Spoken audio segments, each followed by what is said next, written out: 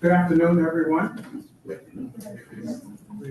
like to take this opportunity to call to order the NCDEQ Secretaries Environmental Justice and Advisory Board meeting on Thursday, October 13th, 2022.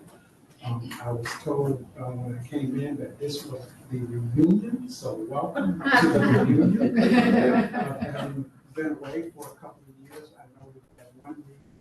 It's nice to see everyone, family is safe and healthy, and you all are looking good. I know you all are okay. We're grateful to be back together with a packed agenda this afternoon. I want to thank each and all of you for taking the time from your busy schedules to be with us this afternoon. Let me begin by reading the ethics statement. In accordance with the State Government Ethics Act, it is the duty of every board member to avoid both conflicts of interest and the appearance of conflict.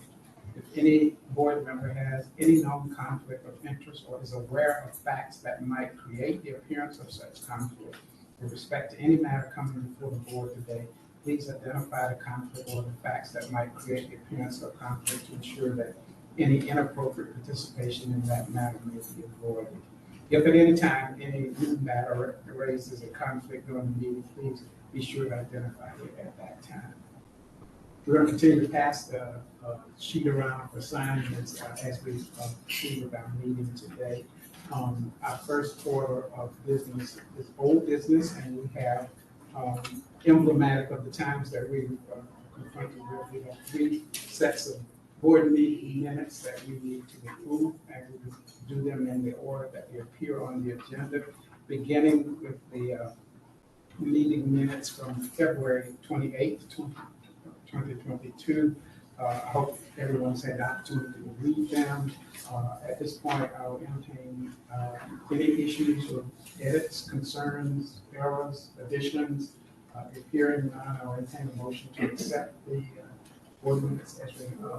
Ms. Carter. Mr. Chair, I just noticed that from the February to the other 2 meeting minutes, we had online versus not online for members. So the February doesn't differentiate. So is that because we were all online? I don't remember back to February. Okay. My bad. Okay. No. I'll move all 3. Second moved by Mr. Donovan, second by Ms. Carter, that we accept the minutes of the board meeting of February 2022 as printed. All in favor? Aye.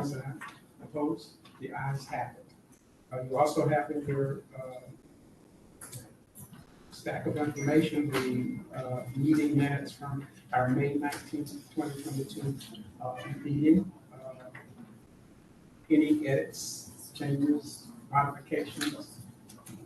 Hearing none, I will entertain a motion to accept the minutes as printed from May 19th. Then moved by Ms. Carter and seconded by Dr. Johnson Thompson that we accept the minutes. All in favor, let it be known by saying aye. Aye. Opposed? Ayes have it. You also have in your file the meeting minutes of August 11th. Where are they? So if we could just speak up a little bit. The interpreters are having a bit of a hard time catching what you all are saying and translating it. So if we could speak up a little bit, that would help. I'll go check on that. Okay. You also have in your file, this is going to be a long meeting. I'm tired already. You also have in your folder the minutes from the meeting of August 11th. Are there any changes, modifications, edits, whatever for the meeting as printed? Mr. Chair, I move that we accept the minutes.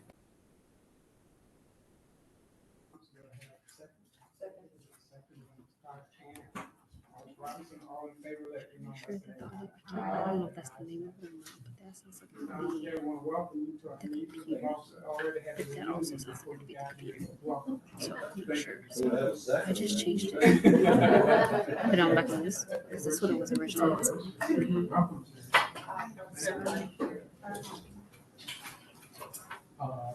We're now moving along to new business, and it's my pleasure to welcome Secretary Bison. Thank you for being here. Thank you, Chairman Johnson. And it is so good to see everybody here in person. I think this is the largest gathering we've had in person of the board, at least since I've been here. And so great to see your faces. You know, in the last few weeks, we've had so many reminders of how important your work is in the work of this board and also the work of the department to engage diverse communities. Just a few weeks ago, Mary and I were catching up before the meeting. A number of us had an opportunity to visit Warren County, the birthplace of the environmental justice movement. And the EPA hosted an event there to announce the creation of a new Office of Environmental Justice and Civil Rights. And that is elevating the issue of environmental justice to equal footing with the offices of air and water, which is a huge step forward. It shows that environmental justice is a priority at the federal level, just like it continues to be a priority here at the state level. And Administrator Regan could not have chosen a more perfect place to make that announcement. With the opportunity to mark the 40th anniversary since the PCV marches in Warren County, I found it to be a particularly meaningful and moving afternoon, and a reminder that we've come a long way since then, but we still have a long way to go. I was also glad to see Lanisha speak and talk, and a number of you there, and connect with also so many just incredible leaders from throughout the country. So like many of you, I am looking forward to learning more about EPA's new office, the $3 billion in environmental justice grants that they are planning, and how we can continue to work with our EPA partners on how to advance environmental justice here in the state. I also want to take a moment today to acknowledge that we are currently celebrating Hispanic Heritage Month from September 15th to October 15th. It's a time to recognize the history and heritage of Hispanic Americans and the Latino community. At DEQ, we have been working hard to foster new partnerships with local organizations, businesses, and media that serve this Hispanic Latino population to help increase our community engagement. So we continue to work to improve language access here at the department every day. And as you may have noticed, Dr. Johnson, we are including interpretation services for today's meetings. We appreciate everyone speaking up so that they can do that work. And it looks like we will grab some more chairs over here too. It's great to have a lot of folks here. This Monday, October 10th, was Indigenous Peoples Day, when we honor the communities that have lived in the Americas for thousands of years and the original inhabitants of the land that we now know as North Carolina. And next month will be American Indian Heritage Month, and we'll recognize and celebrate the contributions and significance of our tribal communities.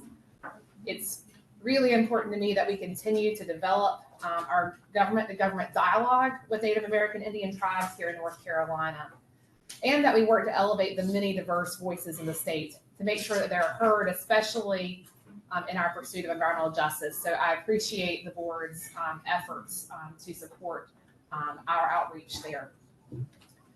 At the last meeting, we heard about the efforts that DEQ and our partners undertook to improve our outreach for water infrastructure. Really enjoyed Shadi's presentation, talking about how we really changed a lot of our processes and how we were looking to get the grant money out to communities throughout the state. You know, you've heard me say this before, but I'll say it again. It's an incredible opportunity to have $2.3 billion to invest in our communities, with more on the way. Keep in mind, another $1.3 billion coming for water and wastewater from the bipartisan infrastructure law. And that funding is going to have a huge impact on the lives of North Carolinians throughout the state, because everyone deserves access to clean, reliable drinking water. And with that funding, we were able to make significant progress towards that goal. In the last couple of weeks, the governor himself has made a couple of trips to communities that are benefiting from that funding. Last week, he visited the town of Roland in Robeson County, which received $10.3 million for repair and rehabilitation of their wastewater system. And that funding is helping one of our distressed small communities replace equipment that has passed its useful life, reducing overflows that have been happening during rain events, and improve service so they can support economic development and growth. The mayor and the town clerk told our team and the governor that this funding will transform their infrastructure. But more importantly, it's giving them hope for their community's future. And that makes our work worth doing. I will tell you, one of the best parts of my job is getting to celebrate with communities like that. The last board meeting, we shared with you that the spring round of funding connects more than 850, actually 864 families to public water for the very first time, which we are incredibly proud of, but our work is not done. Many of those homes are in the community of Ivanhoe in Sampson County, about 350. And I was so honored to get to visit Ivanhoe with Governor Cooper and Sherry 2 weeks ago. And we were welcomed into the Judy Memorial Community Center with over 100 residents. It was so powerful to hear just how transformative this project will be for the families in that community. We awarded a $13.2 million grant that will connect those 350 homes for the first time. That community has been fighting for access to clean water for at least 20 years. Sherry, you may longer than that. It's been a long time coming. So community members shared with us stories about washing their clothes and the whites turning out brown during the wintertime when it gets to be so cold. Their pumps aren't reliable and they don't have access at all. So with those types of issues, we're going to be able to help fix those issues both in Ivanhoe and around the state. And it wasn't just DEQ that made that possible. It really took a village to make those projects happen. And so with that funding, we made changes at DEQ so that we could fund community projects like that and make sure that the word of these opportunities is reaching communities that perhaps haven't traditionally applied. So our director of Division of Water Infrastructure, Shadi Eskoff, gave presentations online and in-person events throughout the state. One of those Saturday webinars is actually where the community of Ivanhoe learned about the opportunity for funding. Residents heard about that, they organized, they got on vans and went to Sampson County and were able to work with the county who listened and did the work to apply for the funding, but the community members really made such a difference in making sure that they were advocating for that funding. And it really just shows the power of partnership and working together. This was a group effort to make these successes happen.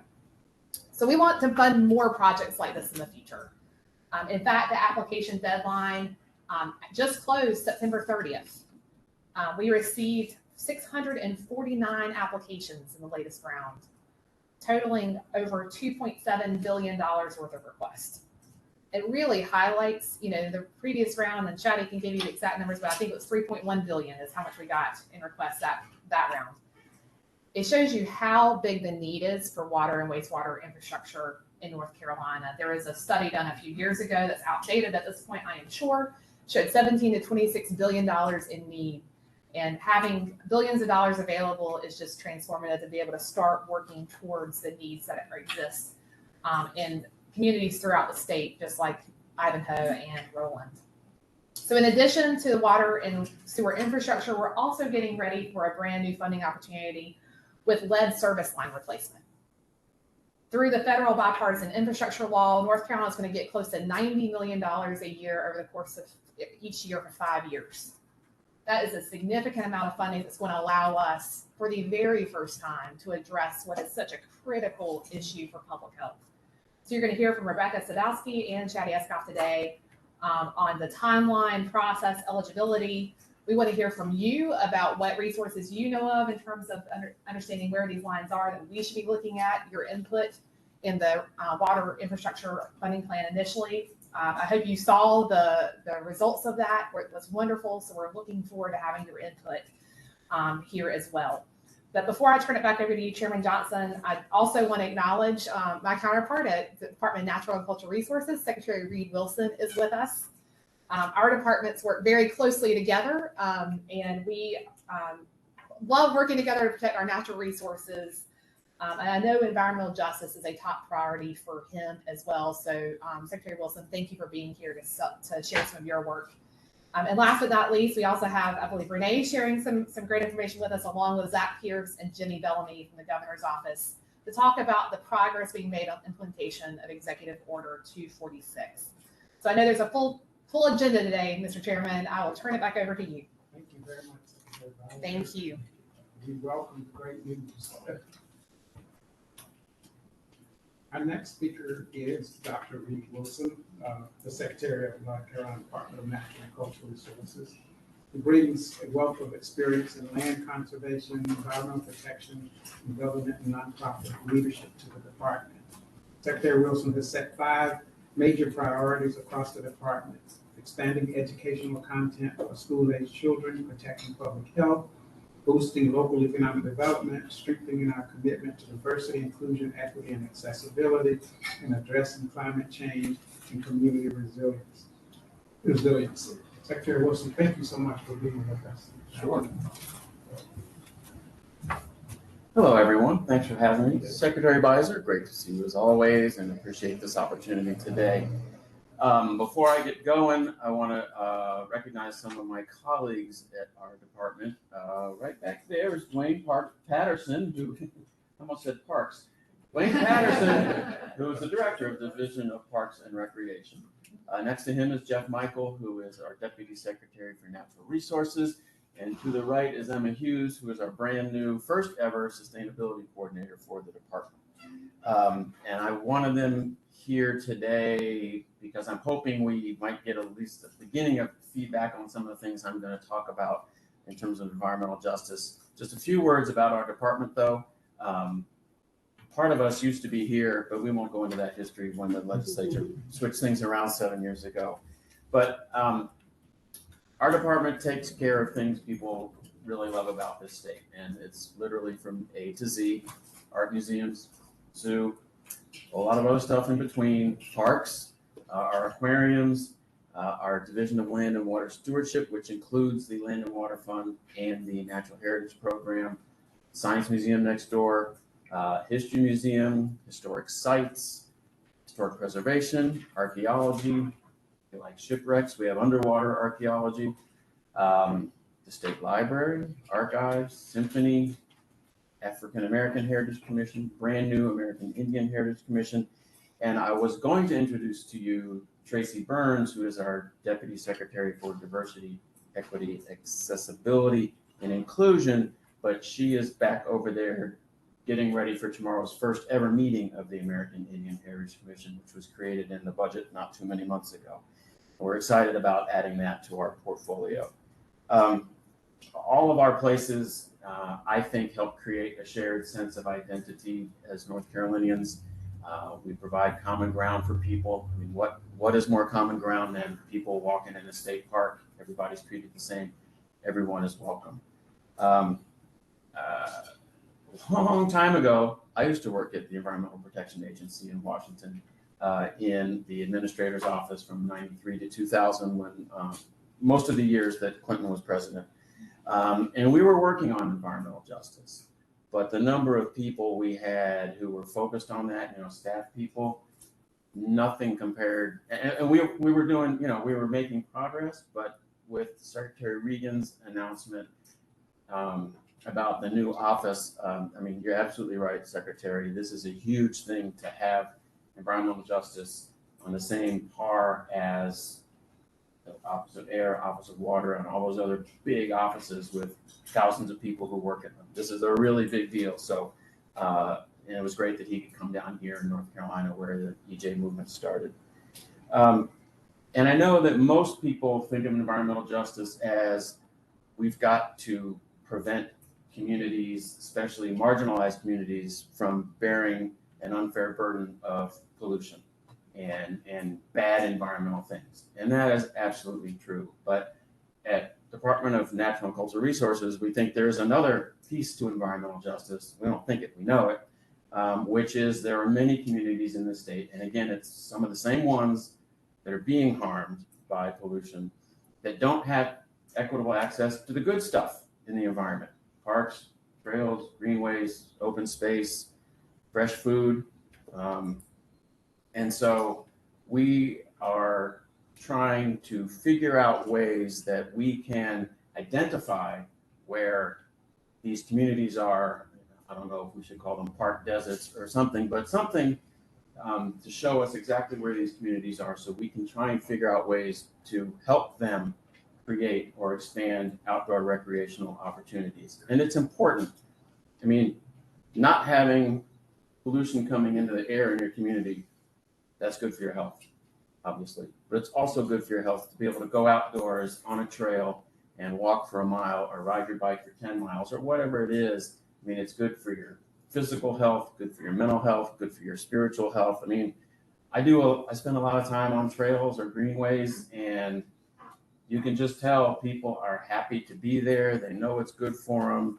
Even at the end of, I see some of these people who like hike for miles and miles and miles. I see them in the parking lot at the end of their walk at Umstead State Park, and they're tired. You can tell that, that last 3 hours they were in there was really good for them, and they're happy they did it. And so, I live in Raleigh. You can almost just sneeze in Raleigh and your particles end up on a greenway. I know that's probably not a good thing to talk about these days, but it's true. I mean, in Raleigh, we're fortunate. We have greenways and trails and parks everywhere almost, but not everywhere. There are actually parts of Raleigh and Wake County that don't have those. And that issue of communities not having access to outdoor recreation is even more pronounced, usually in rural areas, low-income areas, minority communities. And so we are trying to figure out at our department how to address this. And we haven't figured it all out yet. We have, fortunately, like you got a lot of new money in the budget for water infrastructure. We also got a lot of new money for parks and trails and greenways, both state parks, but also for local governments. The issue, though, is, if you are a low wealth community, do you have the dollar match that you need, one-to-one match to get a grant from our Parks and Recreation Trust Fund? Do you have that? Or do you even have a staff person who has the time to write that grant? Or do you have the long-term funding to be able to maintain that local park, even if you get the grant? And so, we are restricted by the law in how we fund these projects, but we have begun talking about how we can perhaps alter some of our current funding criteria to make it easier for communities to be able to get these wonderful recreational amenities in their communities. Now, to do that probably requires the legislature to alter the statutes that created the Parks and Recreation Trust Fund and the Land and Water Fund. But we want to try and explore that to figure out how we can do that, because it's really important. And we also have another effort in our department called Parks and Trails for Health, PATH for short, which is part of it is trying to increase the number of parks and trails and greenways in communities around the state. But another part of it is educating people about where the existing places already are. I mean, there are lots of local parks or trails or state parks that people haven't heard of, and they may even live close to them. And so we're trying to, in creative ways, educate more people about what opportunities they might have near them. And another part of all this Parks and Trails for Health is connecting with kids. We want kids to have an opportunity to get to a state park early on so they develop that lifelong appreciation for the outdoors, for nature, for their health. And so under Dwayne's leadership, actually, back when he first started his position as director of state parks, we worked together to create something we call Schools in Parks. And the idea is to connect fourth graders and their teachers to a state park. And once a year or maybe twice a year, that class would come to the state park, and the teacher and the ranger would co-teach the day, science outdoors in a park. It was expanding, it was growing, and then the pandemic came and no field trips or anything else. But since then, we have been able to move some money around in the department. We'll be hiring more educators to be able to reach out to schools, to be able to co-teach those classes, so that fourth graders and fifth graders can get out there and spend a day learning and appreciating the outdoors. Because, again, a lot of those kids maybe have never been to that state park. In Morganton is in between two state parks, Lake James and South Mountains. But I bet a lot of kids there have not been to either one. And so this is an easy way to try and, well, not easy, nothing's easy, but this is a fairly straightforward way to try and connect those kids so that they will want to have access to parks and trails and greenways going forward. So one of the things we are trying to do with our natural heritage program and with some of the organizations that represent local parks departments is create a map and a plan that shows us where the parks and trails and greenways are and where they aren't, so we can then try and work with those communities that want these places, that need these places, and try and figure out how to build their capacity to do that. Because it's just so important to people's health to be able to get outside and do their outdoor recreation, whether it's paddling or walking or hiking or biking. So that's what we are about. But it is challenging because you can't just change all of our rules and start funding projects that aren't allowed. So we need advice, thoughts, ideas about how we can work with communities, we work with the legislature to alter things so that we are better able to provide outdoor recreational opportunities for communities that don't currently have them. So I don't know if y'all have like 100 ideas today, or whether over time you want to reach out to Dwayne or Jeff or to me with specific or general ideas or questions about how we can be more effective in bringing sort of the good environmental stuff to people's communities. But we are very interested in hearing from you, working with you to try and figure this out, because right now parks and trails and greenways are not equitably distributed around the state. And I don't think that's a secret, but we want to try and do whatever we can to fix that. So thank you for the opportunity. Great to be here with you. Happy to take questions, but otherwise I'll let you get on with your agenda. Yes, sir. Greetings. Thank you so much. I just want to say thank you for the work that you do. I think I survived the pandemic by hiking to waterfalls, and knowing that there are these state opportunities to do that was a great gift. Two things. Number one is you're talking about connecting with communities that are resource deserts, let's say. Have you been in contact with county community centers, and to what extent have you reached out to churches and faith communities? You want to do part of that, Dwayne? Yeah, I can do the part of that too. All right. We recently had a couple of ministers come down to Charlotte and a couple of churches and several others, and began a process with. And the gentleman, he from Friendship to Pastor Friendship Baptist, he came out, and he's going to work with us on getting the 10 largest African American churches in Raleigh, Charlotte, to come and expand that. Also, we are working with a design and Livingstone College to try and reach out. It's just little step by step that we do. And your other question was the lower resource communities. Just the community centers and lower resource communities. That was all my first question. I got a second question for you too. Okay. Well, as far as that is concerned, we've been looking at it more at a state level to how we reach out. And I believe at this next meeting of the Park Board, we like to look at census tracts that was in the American Rescue Plan, where it looked at individual communities instead of counties. We also have looked at Elizabeth's process for identifying real well. They have a little bit different, but it's very effective as well. I'm sorry, Secretary Pfizer's work on doing that. So we're pushing forward. We're in a forever business, and it takes a little bit of time to get it done. But COVID did set us back quite a bit, and we're very hopeful in the future. So, and let me say that I volunteer to help you however I can. All right. Usually in Charlotte with local clergy too. I'd love to do that. The second question I have, and this is a harder question for both of you to answer, I'm sure. When I go to hike at state parks, far too often I'm confronted by Confederate flags.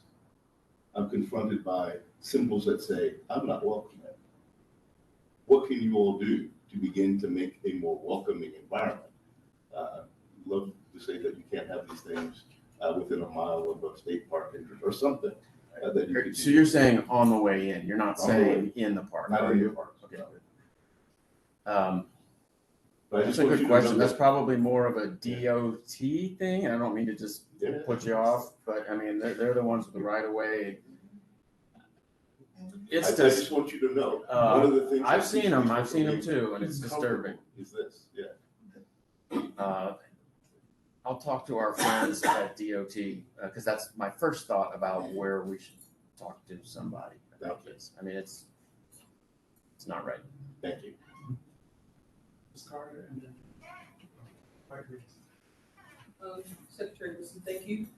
I'm gonna go to the southeastern, we got Charlotte, so I'm gonna get to the southeastern part of the, state. And I know you're aware of a couple of these things because you came to the Rice Festival and talked about it.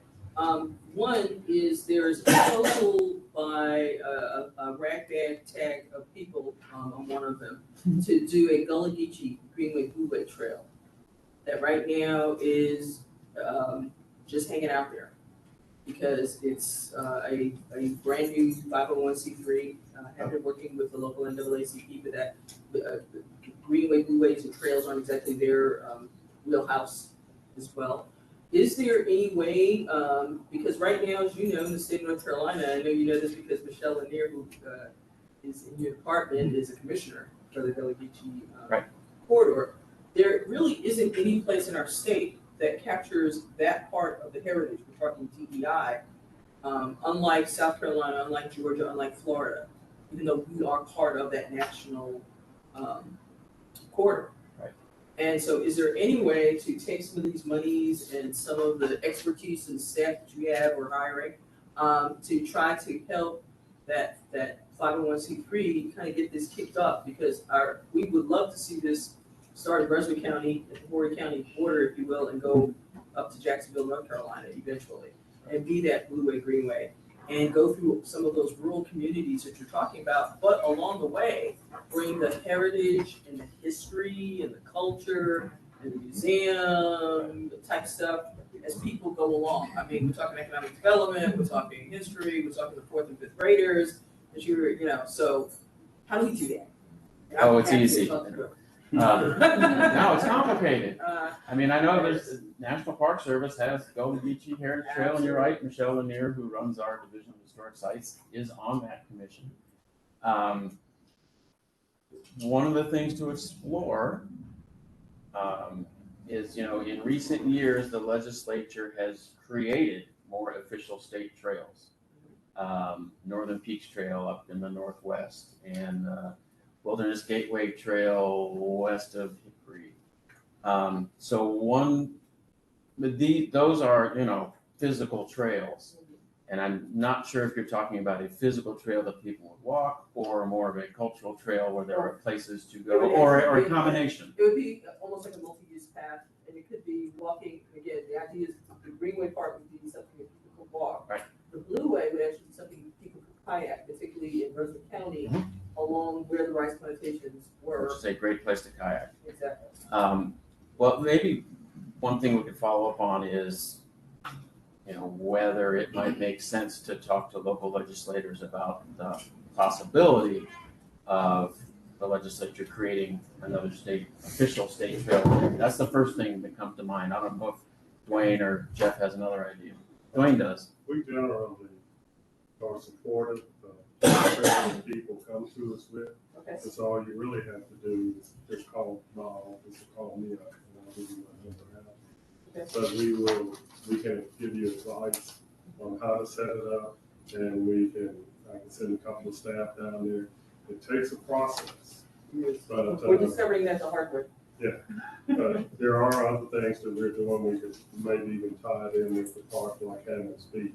I don't know if you're familiar with the fact we're restoring the old education building down there. And it could be a center for that hiking trail.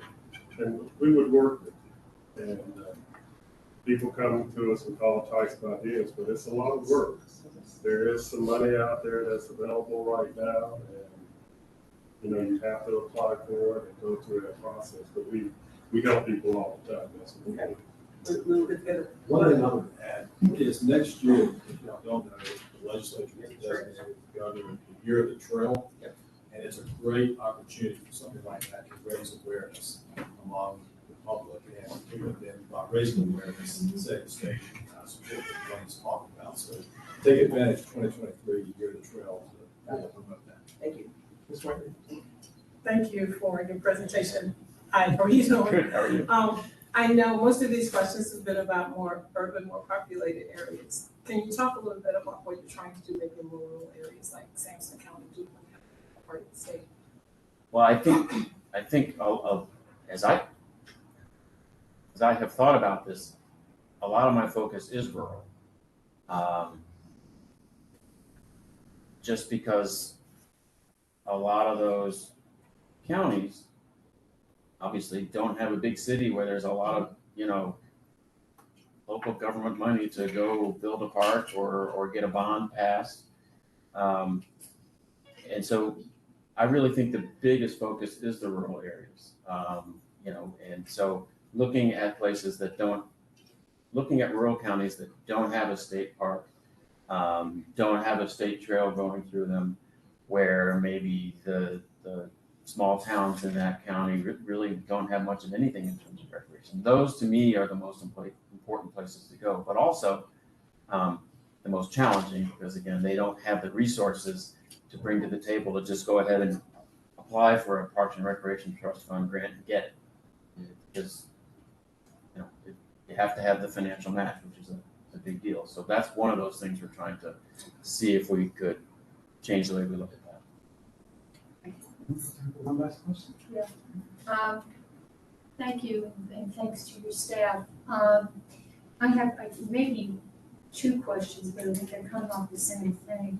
I appreciate that you have Emma, who will be working on sustainability. My question, if I can pull it together, is how does what we know is important for recs and parks throughout the state, how is it informed by what we also know about how best to conserve and preserve environment and the importance of forest and trees and soil sequestration of carbon with climate mitigation? So, one of the other things that I've mentioned that were just named in our department is the Land and Water Fund. Those of you who've been around a while, used to be called the Clean Water Management Trust Fund. They receive grant applications from nonprofit land conservation organizations, from local governments, from state parks. We actually, one division applies for money from the other. Kind of weird, but it works out really well. But the point of that fund largely is to protect good water quality and try and restore degraded water quality. Most of the projects are purchases of land along streams or wetlands, or purchase of conservation easements along streams. They also, about a quarter of their funding goes to restore degraded wetlands or degraded streams. But so over the years, more than $1 billion has gone from that fund, and a lot of it, again, has been to protect forests, stream banks exactly the way they are. And so they serve as carbon sinks. They serve as pollution buffers between whatever's up the hill and that stream. They help mitigate against flooding. And in this 2 budgets ago, they got an extra $15 million for flood disaster avoidance projects. So they've got extra money to try and address those climate-caused problems. I don't know if that answers your question, but clearly a lot of what they do is preserving, as is, wonderful natural places. So dive a little deeper, and as very often municipalities and counties,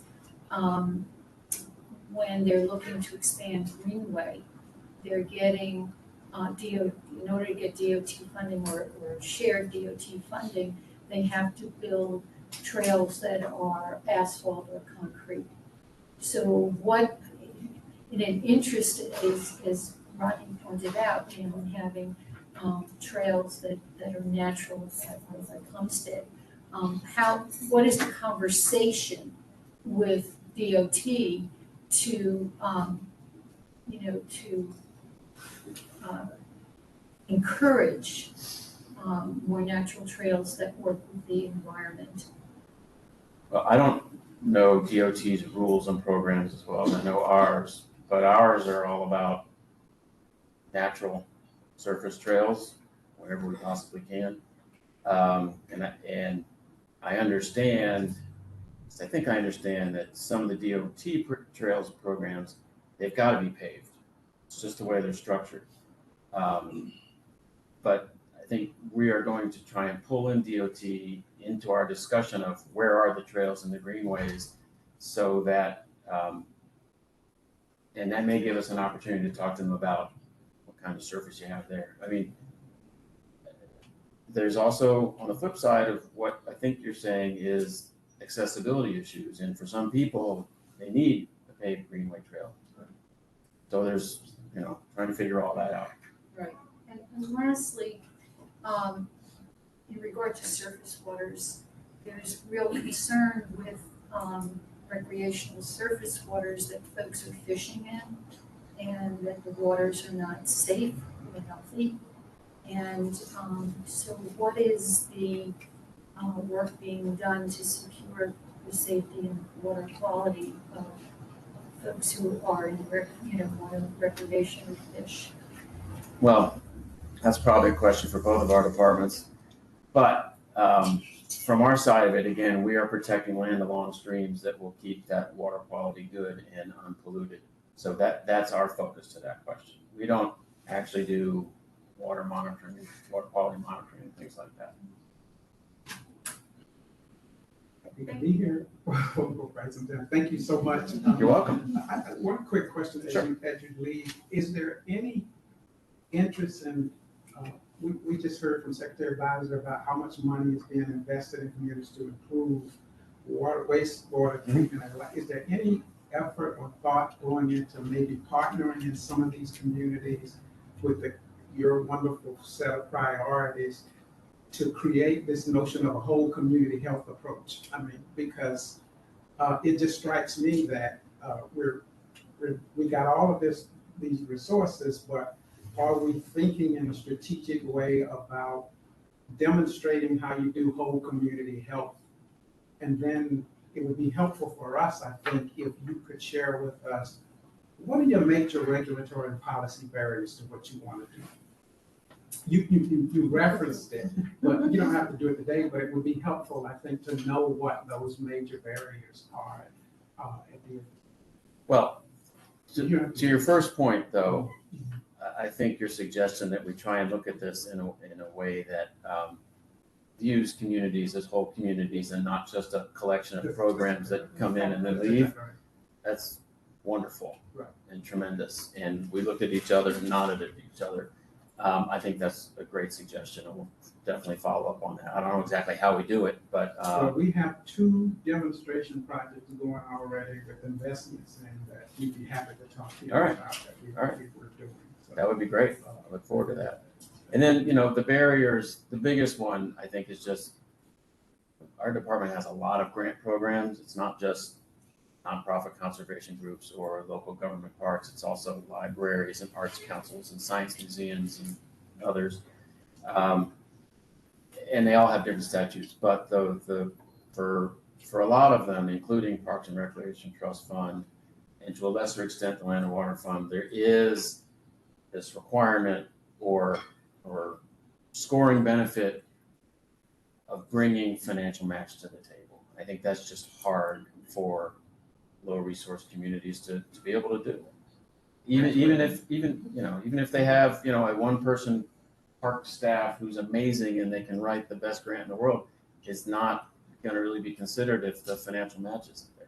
That's where the new emphasis on impact investing and how do you leverage money from the philanthropic and corporate sectors to effectuate this kind of change. Right. Well, and that's a good point, because some of the land trusts around the state, nonprofits, are very adept at bringing in private philanthropy, so that might be their match on a project that's in front of the Land and Water Fund. And then, the state gets, $2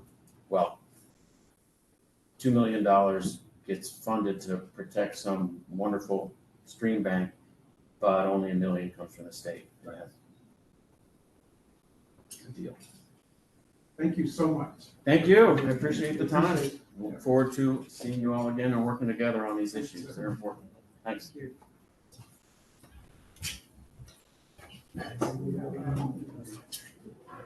Welcome, Renee Kramer, DQ Title VI and Environmental Justice Coordinator, to present the draft EJ report conducted for the regional greenhouse gas.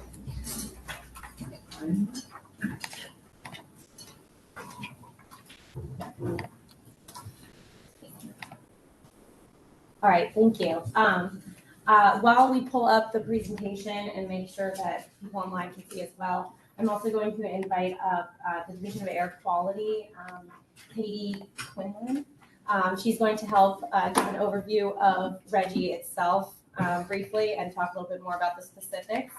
I'm just going to go over a bit of the EJ report and kind of what the data sets were and our big outreach recommendations. And then you guys all have the actual report with you in your packets, and we'll make sure that you guys have an electronic copy as well to review that and provide feedback to the department as well on the actual report. So, Kate, let's see. Okay. All right, so Katie will come up, give a little overview, then we'll talk about the data sets. I just went over this. We'll talk about a brief discussion of potential impacts to EJ underserved communities, and end with final recommendations for outreach.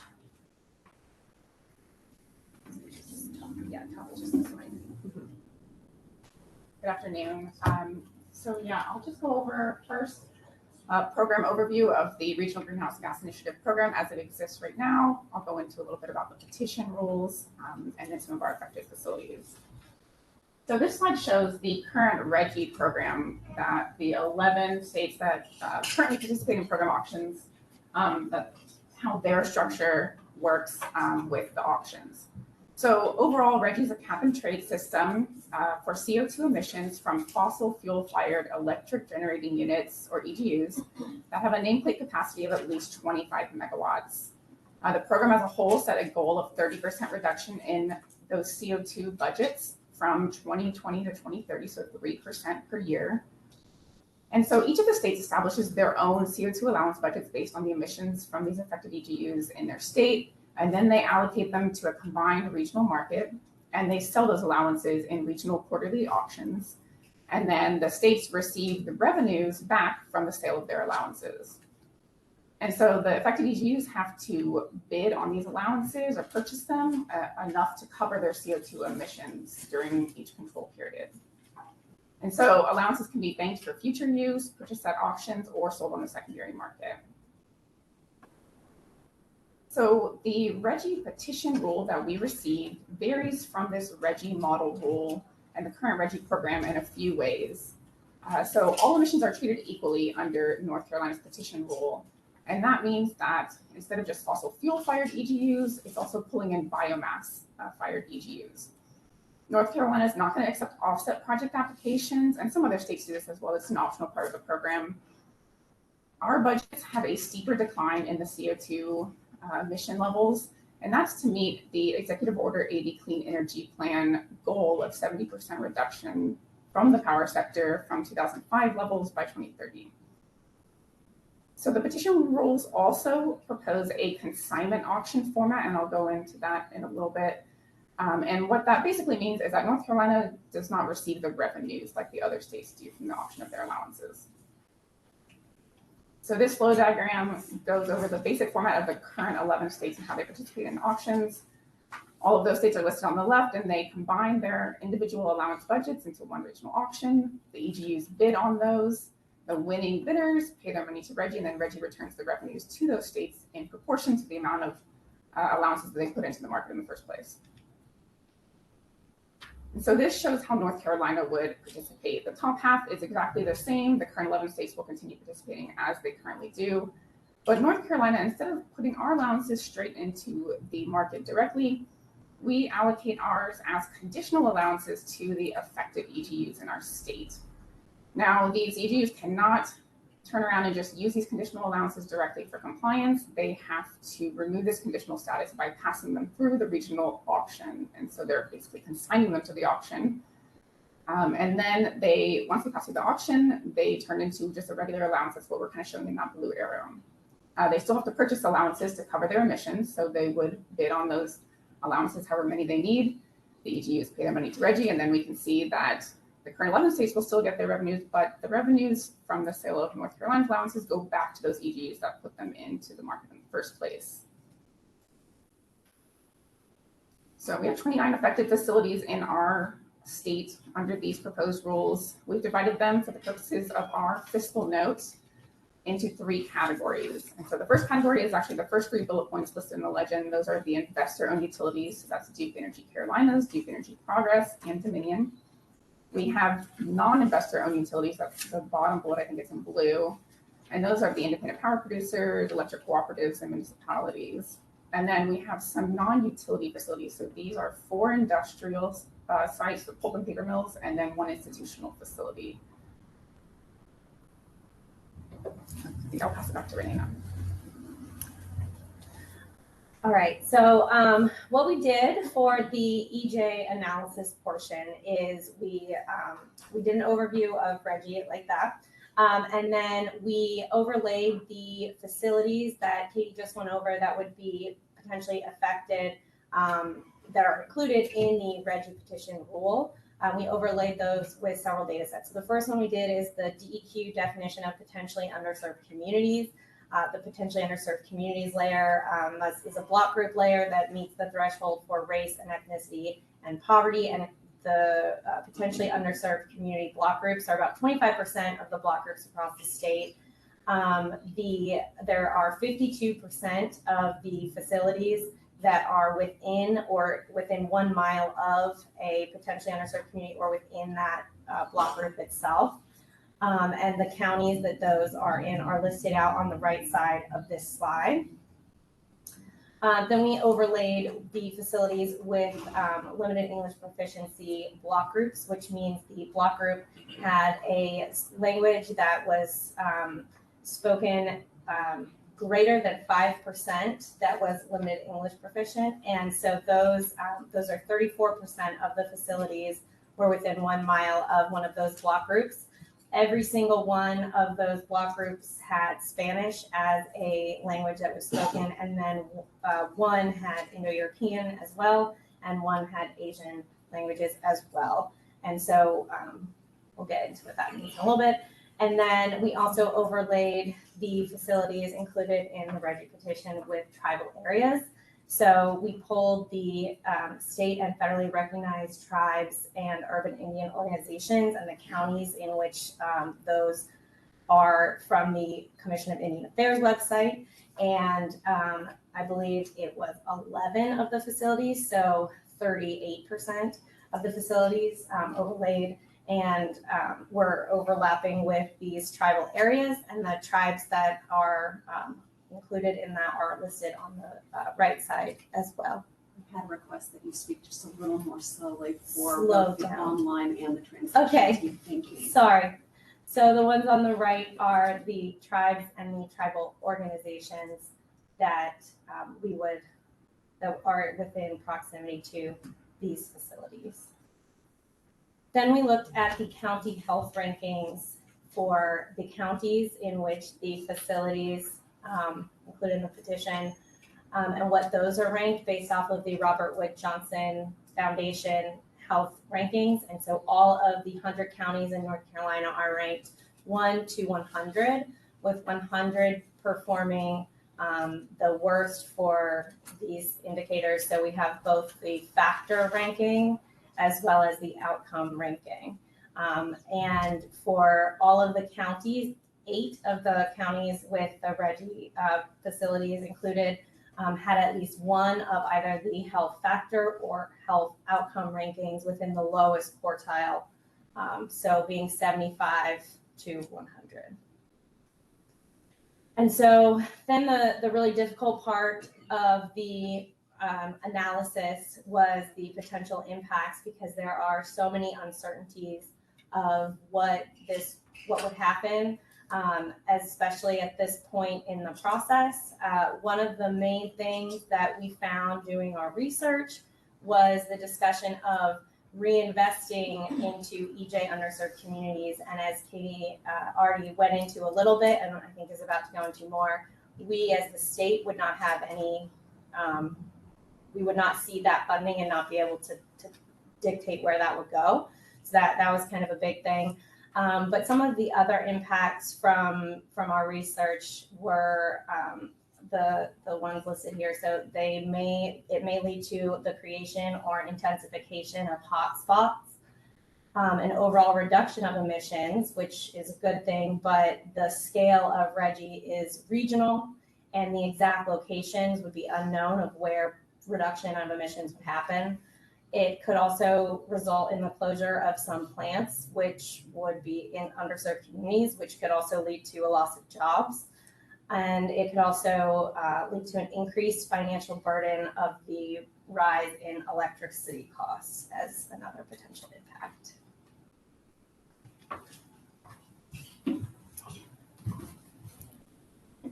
Right, so as we demonstrated with the flow diagrams and as Renee went over, the petition rule proposes an alternate auction format for our participation in RGGI. So those affected facilities in our state would receive the auction revenues rather than the state. The petition rule does not require that those facilities do anything specific with the revenues. There's some language that requires the IOUs, the investor utilities, to file a plan with the North Carolina Utilities Commission for how they plan to spend those auction revenues. But what that plan would contain, or if or how the North Carolina Utilities Commission would act on that plan, is unknown. And then the revenues for the non-IOUs are not addressed in the petition rule. And so due to this uncertainty, the fiscal note that we are writing is going to assume that the facilities keep those auction revenues, so no reinvestment.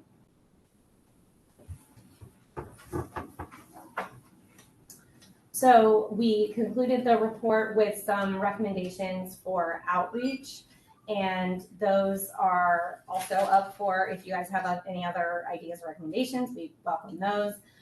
But so far we have creating a short, easy to understand overview of the RGGI rulemaking process and ways to provide comments and stay involved. Providing the information and potential impacts of joining RGGI with underserved EJ communities and fostering discussions. Share this information and potential impacts of joining RGGI with the North Carolina Commission of Indian Affairs and the tribes that had been determined to be near potentially impacted facilities. Conduct a 4-factor analysis to determine the feasibility of translating the overview document into Spanish, Asian, and Indo-European languages. And then soliciting feedback from EJ-focused organizations about additional outreach options to better reach potentially impacted underserved communities, such as you guys. And so that is our overview, and we are happy to take any questions or comments if you guys have any. Very much. Any questions from the board? I just got a comment right quick, Mr. Chairman. On one of them presentations, when we was talking about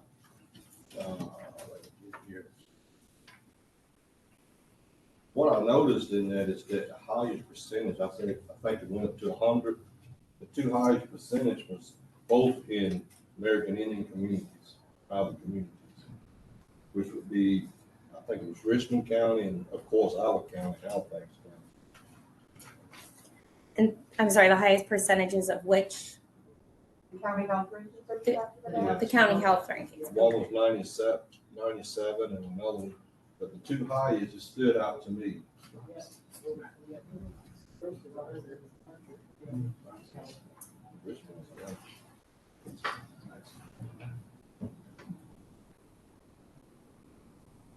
Another comment, question?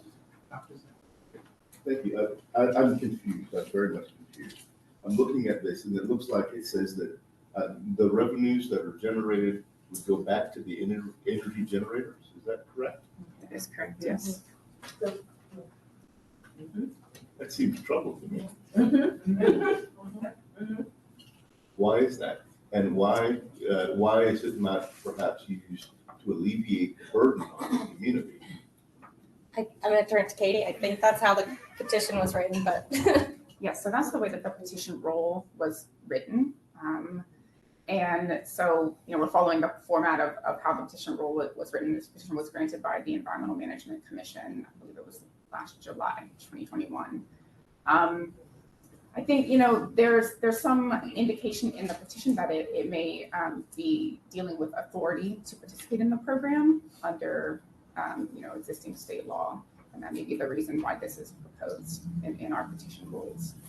Is there any way that we can say that we want an alternative? That we want an alternative. There will be a public comment process for the rules. We plan to present these rules to our air quality committee in November. And then if we receive that approval, we would proceed to the Environmental Management Commission. And if we receive approval to proceed to public hearing at that time, then there would be a public comment process. But I also want to see if my section manager, I think he had a comment as well, maybe something to add. I might be able to elaborate a little bit to help.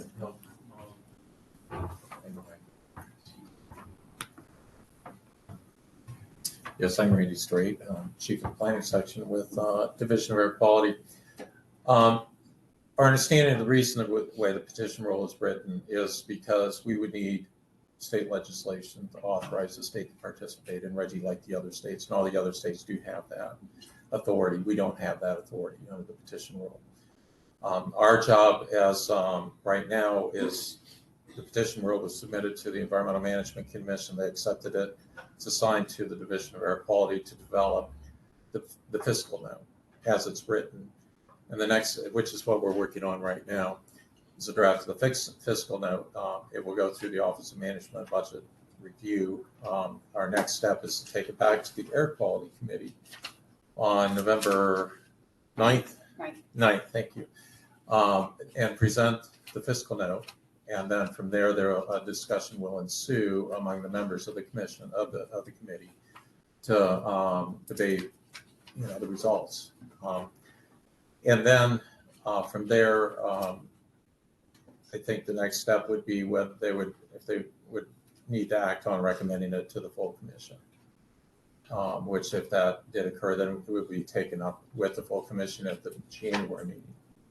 Okay, at that point, the commission wanted to move forward with it, then it would go out for public comment for 60-day comment period review. But anyway, folks can attend these meetings and certainly listen to what they have to say and participate that way. But we can't revise the rule itself, we being the department. That has to come under the authority of the commission. So can I ask a follow-up? Sure. What's being done with revenue in these other 11 states? The revenues are going back to those states. And do you want to talk about that, Renee? We talked about that a little bit, but happy for you to do that. Yeah, so I think the RGGI has I think their third annual program review has come out, and it looks like about 13% of the revenue from these other states is going back to what we would consider disadvantaged, underserved EJ communities. And they are trying to figure out how to better address and enhance the EJ equity capabilities, possibilities of being in RGGI. I'm happy to get a little bit more information on that as a follow-up for you guys, if that's, Could you send that around that report? Yes, as soon as we can get back into our emails. Thank you all very much. Sorry. Next up, we have Shadi Escott, the Director of the Division of Water Infrastructure, to present on the Grid Service Line Initiative.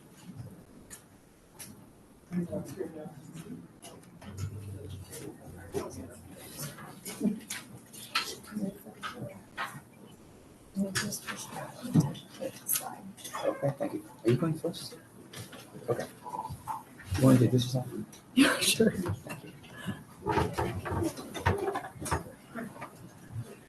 Hi, I'm Rebecca Sadowski. I'm with the Public Water Supply section, and I'm just going to do a brief intro to lead up to Shadi's presentation.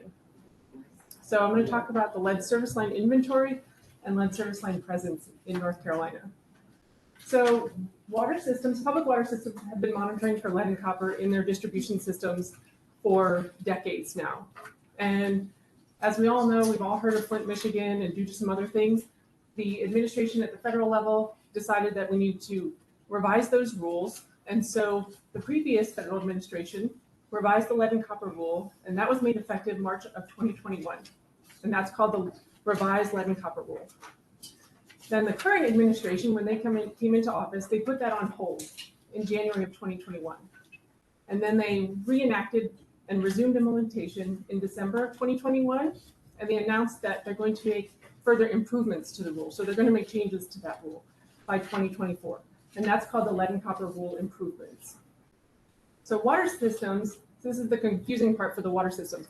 Water systems still need to comply with part of the LCRR, knowing that the LCRI is coming. And they have to do that by October in 2024. And EPA released compliance guidance on what the water systems have to do earlier this year. So what do those water systems have to do? In short, they have to, by October 16th of 2024, systems must complete an inventory that classifies all of their service lines. They have to provide supporting data to the state and make that inventory results available to the public. And the scope of the systems in North Carolina that have to comply are approximately 2,400 water systems serving over 9 million people in the state. So by classification, water systems have to classify all of the service lines in their distribution system as either lead, galvanized requiring replacement, non-lead, which could be copper, plastic, galvanized that does not require replacement. And there's a lot of details in the rule that go into that, and unknown. So if any portion of the lead service line in the water system owned or on the customer owned side is lead, then the entire service line is a lead service line and is up for replacement. This does not include lead goosenecks, pigtails, or connectors. And that's a difference somewhat between the lead service line inventories that the water systems are going to be doing and the funding that is associated with lead service line replacements. So this is just a diagram of lead service lines. So the water systems have to inventory both the system-owned service line and the customer-owned service line, which poses some problems because these are homeowners, these are people's yards, and sometimes it's very difficult to identify. These pipes are underground, so sometimes this requires digging things up, whether it's the streets or people's yards. There are other ways, there's modeling, there's other methods too, but that is one method that is being implemented. So we do have some data on lead service lines here in North Carolina from the original lead and copper rule. So community water systems, which is the majority of those 2,400 systems. There's about 300 non-transient, non-community water systems. Those are places like schools and businesses where people go, but it's usually not their primary source of water. So they had to identify their construction materials that were present in their distribution system. Now we do have these records, but they are decades old and they aren't complete. So while we do have some information, there's still a lot of information and a lot of unknowns in the lead service lines here in North Carolina. So just in summary, all those service lines for those 2,400 systems have to be inventoried by October 16th of 2024. And if you're talking, about cities like Raleigh and Charlotte, that's hundreds of thousands of service lines. So this is no small task in the next 2 years.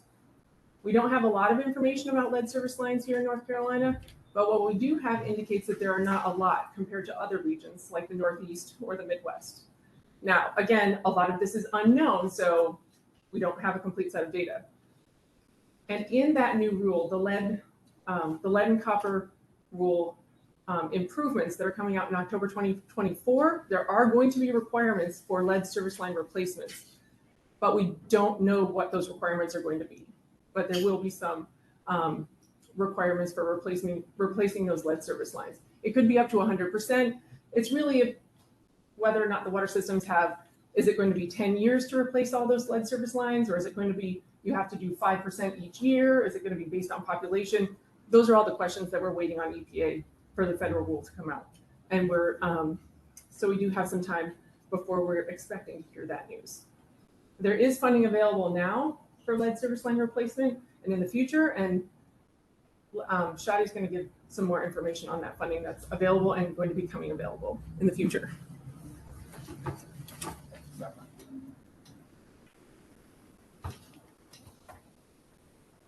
All right. Thank you again to the board for having me here to present about more funding opportunities. Appreciate the opportunity to do so. So I'll be talking about the Bipartisan Infrastructure Law, which was passed as the Infrastructure Investments and Jobs Act back in November 2021 by Congress. It's also known as the Bipartisan Infrastructure Law. You'll hear me abbreviate it as BIL, B-I-L. So this is not the ARPA funding that we talked about in previous presentations. This is separate source of funding from the federal government.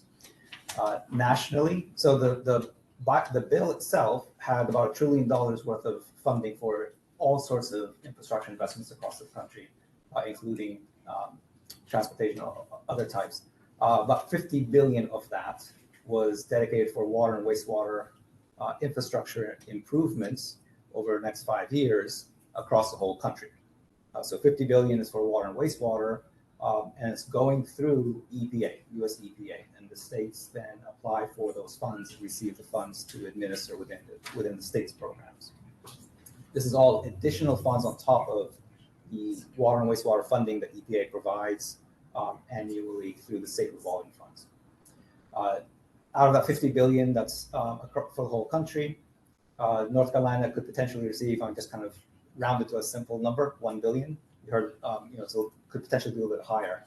Now I put TBD in there because it depends on the formula, depends on EPA making an allocation every year, and they announce what each state is eligible to apply for, or how much is allotted to each of the states. So we know the first of the 5 years, the next 4 years we will find each year. But we estimate it will be around 8 billion, depending on how EPA assesses based on the formulas. And this is all, again, over the next 5 years. A portion of that 1 billion that North Carolina could potentially receive is dedicated to replacements of lead service lines, and another portion is dedicated to addressing emerging contaminants. The rest of it is available for the state revolving funds that we administer generally for all sorts of drinking water and wastewater infrastructure improvements. So what the bill provides, again, it supplements the Drinking Water State Revolving Fund and the Clean Water State Revolving Fund for 5 years. It's a very good supplement. It increases the amount of funding that we have. It also increases additional subsidies to disadvantaged communities. So providing grant-like funding to more grant-like funding is available for disadvantaged communities than we typically have had with the Drinking Water SRF and the Clean Water SRF. It also increases funds for technical assistance. And again, it provides funding for 2 new funding programs, dedicated funding to new funding programs, lead service line replacements and emerging contaminants. I'm going to focus today on the lead service line replacement funding. So there's 15 billion out of that 50 billion. That's for that lead service line nationally over 5 years. It's evenly split each year. And again, US EPA determines what each state is eligible for, and the states apply for those funds. This is what we have for North Carolina. For the first year, that first fiscal year 2022 capitalization grant, North Carolina can apply for up to $87 million from EPA and receive $87 million. We think fiscal year 2023 will be close to that number. And then 24, 25, and 26 will really, EPA may potentially change their formula and calculate the allotments differently across the country. So it's hard to determine as of yet what that looks like. Actually, I really like Rebecca's image more than mine. So good job, Rebecca. Nice one. I want to borrow that one. But again, another image of what a lead service line is. We're talking about the bottom of the screen. You can see there's a water main, and the service line is what connects the water main to the house and what's eligible for. But so before I get into that, there's also opportunities to have lead components in the plumbing inside the home. So there's a lead service line where you may have lead lines, You may also have connectors. So the lines themselves, the service lines themselves might be PVC or something else, but the connectors between the water main and the service line may have lead components. So you'll hear me mention goosenecks and pigtails. Those are not animal anatomies. They're actually infrastructure. But you might have lead connectors, you might have lead service lines, or you might have lead components in faucets and solder inside the home and in the plumbing. The lead service line funding that we could administer can only be used for the lead service line portion outside of the home. Everything between the water main up to the house cannot be used for anything inside the house. So that's going to be, an important issue that this might address a lot of. If there is a lot of lead out there, we can address it up to the house, but the funding is not available, cannot be used inside the house. Does that only cover the utilities part of the pipe, or does that include the homeowners? Because part of that line is usually the homeowner's responsibility.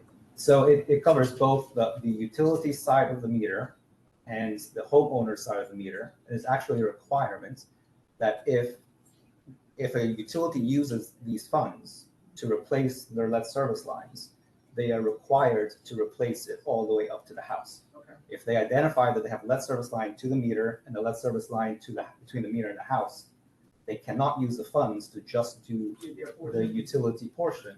They also have to do the homeowner portion. So that it requires that utilities will have to enter into some kind of an agreement with the homeowners to be able to do that. So it's going to be So complicated. a factor that we have to work through, yes. But the utilities would have to work through with us. So the eligible types of projects for these funds would be anything related to identification, planning, design, or replacement of the lead service lines. So you can use the funds to do inventories, to find the lead service lines or the components that are lead. You could use the funds to pay for the design and planning for replacing those lines, as well as the actual going out there and digging up the lines and replacing them. And what is eligible are service lines made of lead, service lines that are made of galvanized iron or steel that are downstream of lead components, or, as you heard from Rebecca, you could also use the funds to replace any lead or galvanized goosenecks, pigtails, and connectors. So even though they don't count as lead service lines in the inventory that Rebecca presented, you can use the bill funding to identify those and replace those, which might be an important distinction for North Carolina because we may have more goosenecks and pigtails than other states. Maybe fewer actual lead service lines, but we may actually have quite a few goosenecks and pigtails that will be eligible for this funding. So yeah, we can fund, I think I'll cover this, inventories, planning, design, construction, as well as site restoration. So if you are going to go up, the utility goes out to dig up somebody's yard to replace the line, funds can be used to restore the site as well. Can be used for non-routine lead sampling to go and do sampling to try to identify where potentially may be lead. And also possibly for temporary point of use filters during a project where they are replacing lead. So you're out there replacing lead service line, you could provide temporary assistance with point of use filters. And again, it has to replace the homeowner side as well. The eligible recipients for the funding are local government units, nonprofit water utilities, and investor-owned water utilities. So these are all water utilities. The funding is not homeowners or businesses or industrial parks or developers. They're not eligible to receive these funds. These funds are only for public water systems. And the funds are split between 51% of the funds are going to be provided in low-interest loans, and 49% will be provided in those grant-like. Principal forgiveness is the term. They look like grants. And they are the 49% of the funds in additional subsidies are for disadvantaged communities. So we have that split. Okay, I got a question. Recipients, you said local government units, would it also include, North Carolina is home to the largest population of Native Americans And there's 8 recognized tribes in the state, and we have territorial lands. For example, where I'm from, the Halawassaponi Indian tribe, we have housing developments and we have apartments for the seniors. Apartments for the seniors were built back in the 80s, early 80s. So will this funding be able to help tribes in the state with developments that could possibly have lead pipes or copper pipes? So the funds that are being administered through the state revolving funds are, the eligible entities are determined in North Carolina General Statute 159G. 159G specifies that the eligible recipients are what you see here, local government units, nonprofit utilities, and investor-owned utilities. Utilities are owned by tribal entities. I would want to double check that, but I think the answer might be no because of that general statute. So my tribe would be, because we're recognized in the state as a local government. Right.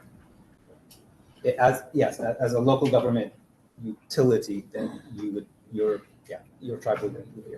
And again, it's to provide that service to the public water system. So it's not funding to the tribe; it's the funding to the system. Yeah, to the tribe in order for that water system. And then I mentioned too that portion of the fund. So we said it was 87 million available, up to 87 million available in the first year. A portion of that could be set aside for other activities in addition to the actual lead service line replacements. And the set asides actually look very similar to what you could do with the actual funding, which is inventories, planning and design, non-routine sampling, but also we can use some of the funds to do technical assistance, to work with potential recipients to identify, to do the lead service line inventories, or to plan for that replacement. We think a lot of systems, as you heard from Rebecca, there's 2,300 and 2,400 water systems across the state. Some of them are probably going to need some sort of assistance to be able to complete their inventory. So set-asides could be used for that purpose as well as to pay for opportunities to do education and outreach as well. So those are all eligible.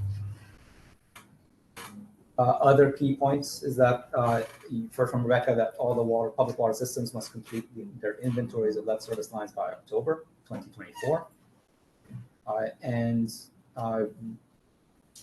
Even though we're talking about this dedicated source of funding for lead service lines through bill, replacing lead service lines and identifying them has always been an eligible project under our base drinking water state revolving fund.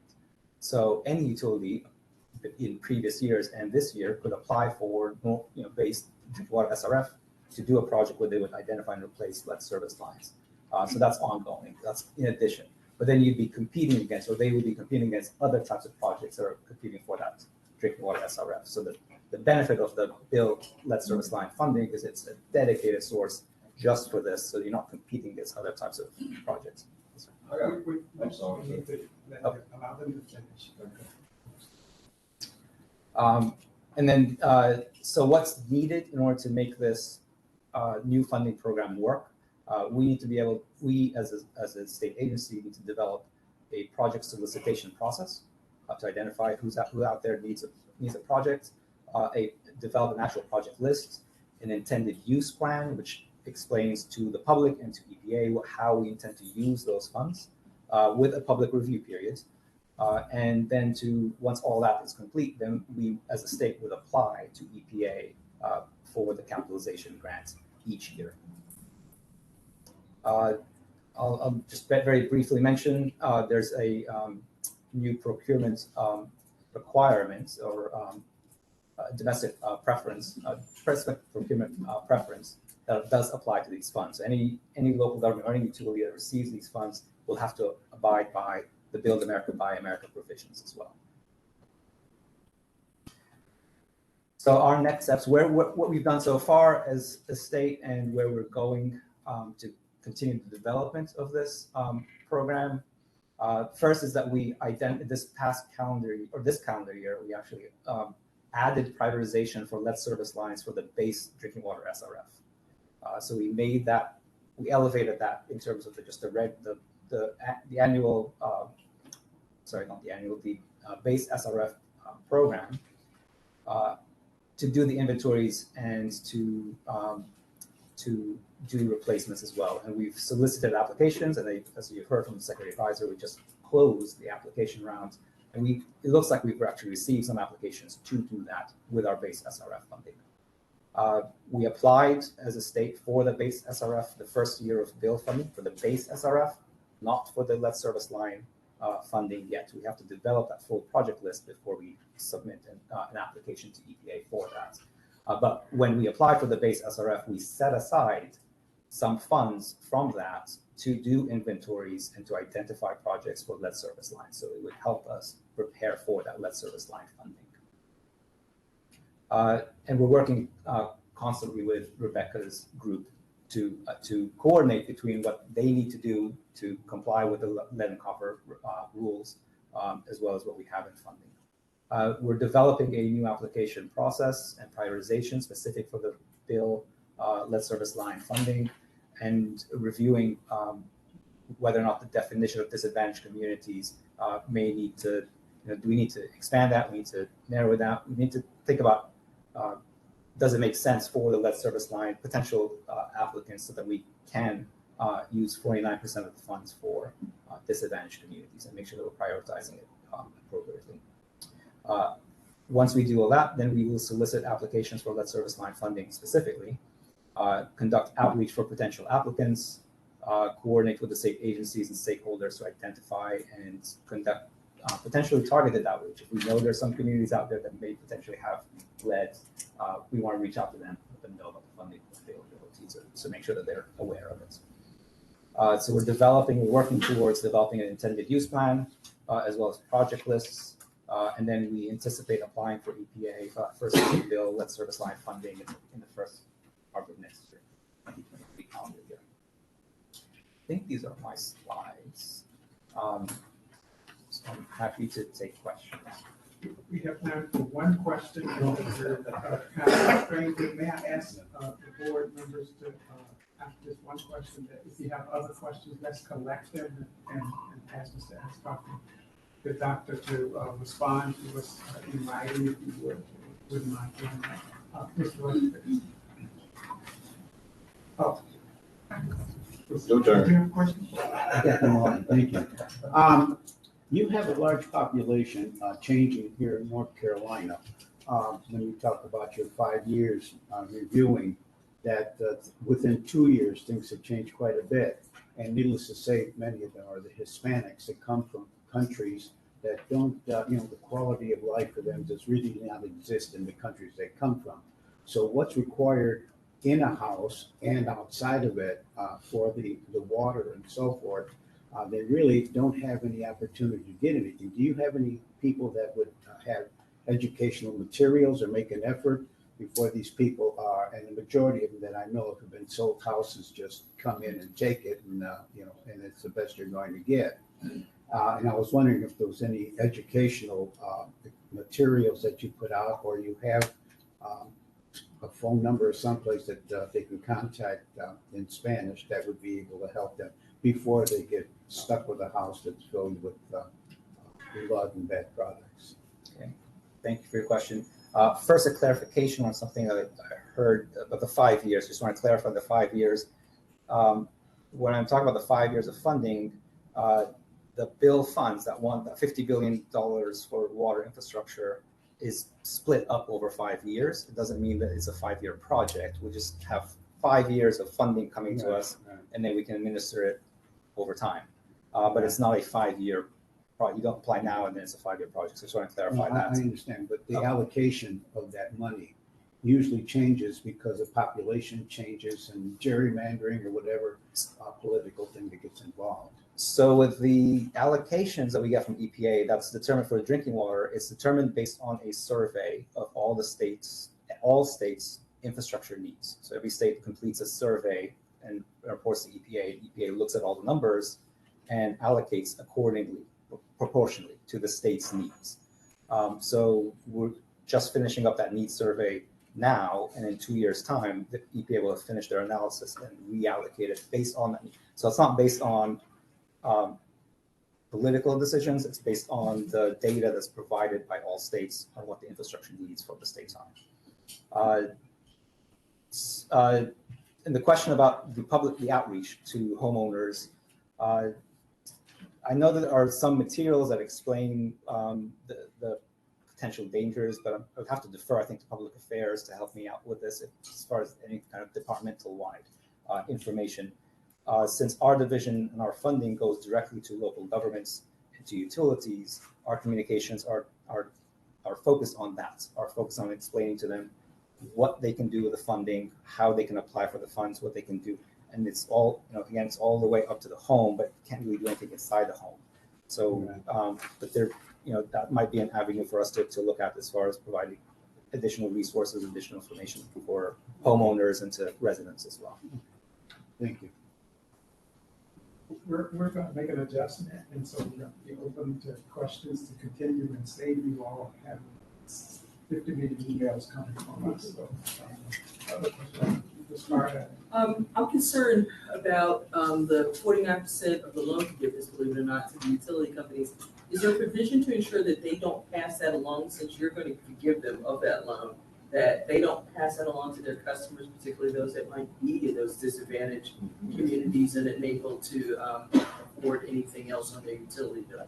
So the way the additional subsidies work is that we would issue the loan to the local government and immediately forgive that principal.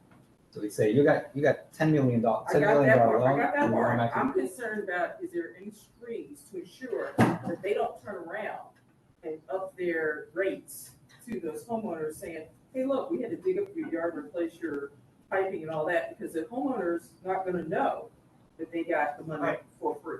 That is true. So that potentially could happen with the loan portion of it too, because when they do receive the the loan, what I loans, kind of get, because they do have money, Right. that's how they stay in business. They pass along their costs to their customers, okay? But the one I'm really concerned about is you specifically are taking 49% of this to disadvantaged communities, and you're forgiving that loan, right? Okay? Then they should have a string attached to me, my little 2 cents, that says, you don't still get to go back and pass that along to your customers. So we've been processing principal forgiveness loans for a while. I don't believe that does happen. So the local governments that receive the funds are familiar with this process. At least those that have received funds from us. But we can make that pretty clear. And we work with the local governments when we provide the funds. We work with them on administering the grant, on doing the projects, on their finances, and kind of thinking about long term. So that will be an education piece, but we can take a look at it in terms of whether a condition might need to be explicit on that front. Thank you. Just like some clarification that I understood. So the funds pay for the pipes up to the house. Correct. But it can't be done unless it's done in the house, outside and inside.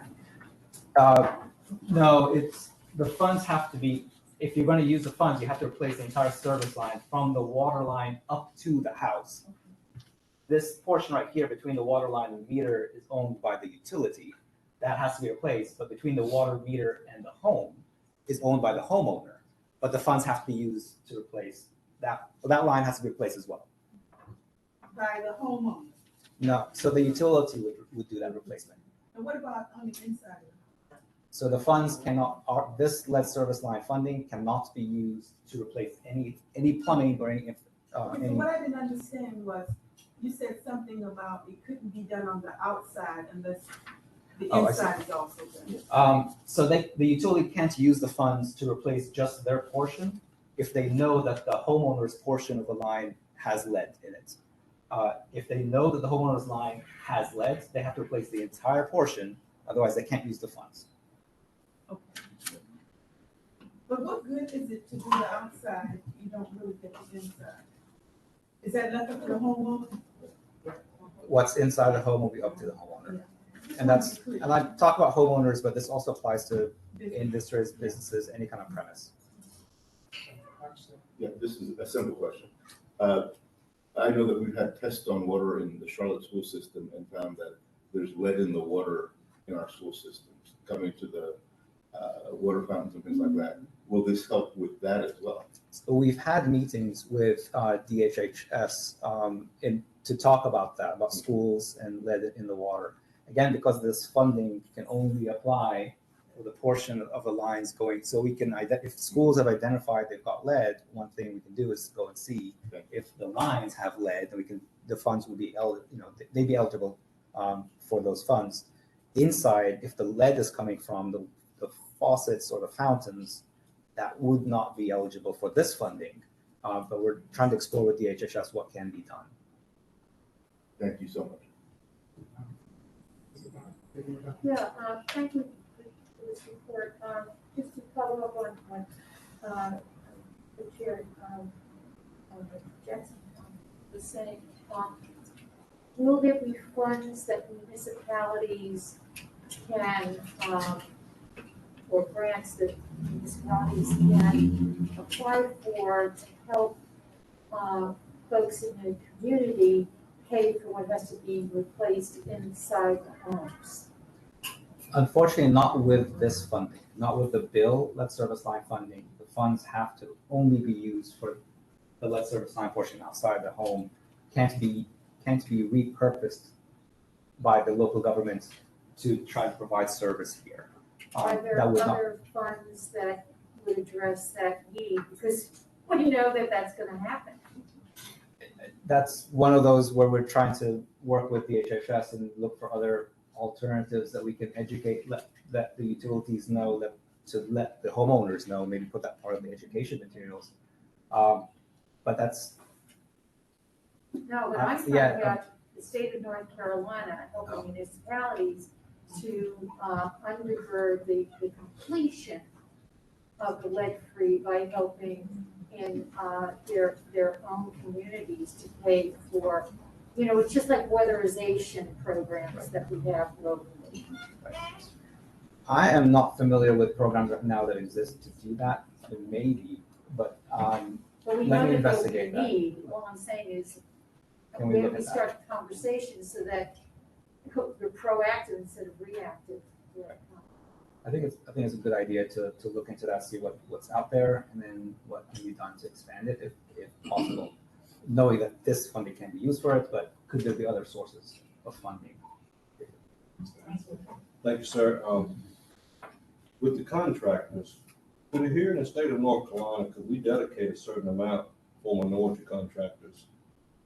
Because a lot of times when big funding comes into the state, it's the good old boys that get all the money.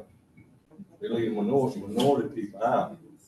So I was just wondering if this could be applied within this, which would be a game changer for receiving federal funds to make sure that minority people, especially contractors, are taken care of. So you're talking about using the funds for the state of North Carolina to contract out some of the services and to direct where the services go. And that is part of what we can do with the set-asides. We've identified with the base drinking water SRF set-asides. We mentioned that we've set aside some funds to do inventories. That is one of those aspects, one of the things that we're considering right now.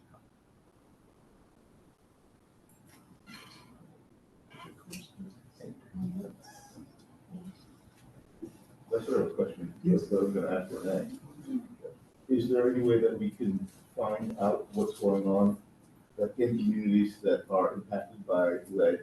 If there are houses that need this, getting back to Randy's question, it might be interesting to test communities to find out if there are instances of high lead, and then to find out if there is a need to do lead abatement in individual homes. And so we'll set the program. Yeah, I think we'll have some conversations with Shadi and see what we might be able to talk about here. I think you should also include Rebecca's team in that conversation. And just to reiterate, those lead service line inventories, when they do that, the larger water systems have to make that information publicly available, and a lot of that will be in maps, in a map form. And oftentimes they'll share that with us, and so we can overlay layers and things and do that analysis. Thank you. Mm-hmm.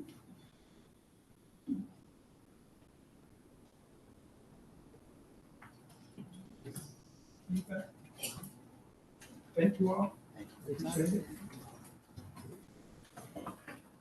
Decided to table this presentation until our next board meeting. And so if there are no other questions or discussion, for the formal meeting. Entertain a motion to adjourn the formal part of the meeting, take a break, and come back at 4:45 promptly for our, for at 5 o'clock for our public. Second.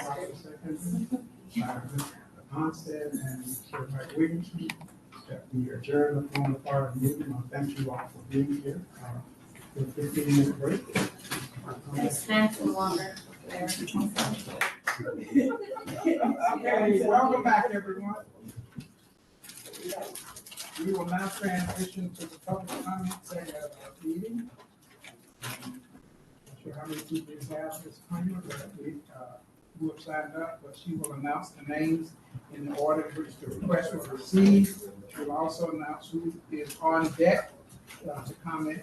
Everyone will have 3 minutes to provide their comments. Please take note of the time remaining signs and stop when your time has come to close. If there is time remaining, we will provide an opportunity to those of you who wish to share a comment with us. Thank you. And now, Ms.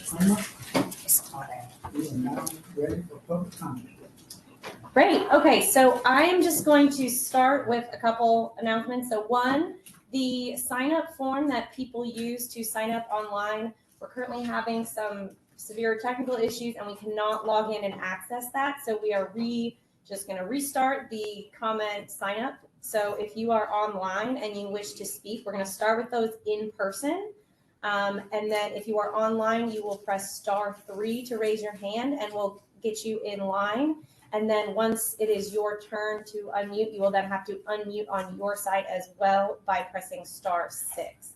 But we can recover that if we need to. So the first person that is going to speak, and the other announcement is that these first speakers will be providing their comment in Spanish, and we will have our interpreter come up to provide interpretation for us who do not speak Spanish. So first we have Araceli Santiago, followed by Catalina Galindo. We just went over pronunciation names. Okay. ¿Y quieres pasar, Araceli? Aquí, vamos juntos acá. Acá nos paramos juntos, la hacemos juntas, no te preocupes. ¿Te acompaño aquí? Chévere. Así que entonces, si tú estás así, si lo consigo yo, así tomamos tú. Adelante. Bueno, buenas tardes a todos. Gracias por la invitación el día de hoy. Estoy muy encantada al venir a escuchar esta charla y me gustó mucho. Good afternoon to everybody. It's a pleasure to be here with you today. I am very happy and thank you so much for the invitation. If I need to use the mic, let me know, but I'll just speak this way if that's okay. Para mí sería muy importante que fueran como nosotros mismos en nuestra comunidad tenemos muchas necesidades. So in our community we have a lot of needs, so this is very important to us. Que nosotros mismos como comunidad le llevemos información que sea muy importante de forma del medio ambiente. So it's very important for us to be able to carry this important information about the environment to our communities. Porque vivimos mucha contaminación en nuestro ambiente donde vivimos en las zonas rurales. And we live with a lot of contamination. In these rural areas where we live, we have a lot of contamination. Y mucha de nuestra gente está desinformada porque no tienen acceso en las zonas rurales no hay internet o no saben leer, entonces hay muchos obstáculos que le impiden saber. And a lot of folks are very misinformed, both because we don't have as much access to the internet in rural areas and also because perhaps they can't read either. Pienso que si nosotros mismos vamos a hablar con ellos de casa en casa y a cara con las personas y llevarles la información. So I think that for us it would be really important to do an effort in which we go door to door and give information to people in person. Pienso que habría más de nuestra comunidad en unas reuniones como estas. And that way there will be more people from our community in meetings like these. Y también nos serviría como alzando nuestra voz para evitar tanta contaminación en nuestro medio ambiente. And that would also help us to be able to raise our voice so there's not as much contamination in our environment. Es todo lo que tengo que decir y gracias. That's all I wanted to say and thank you so much.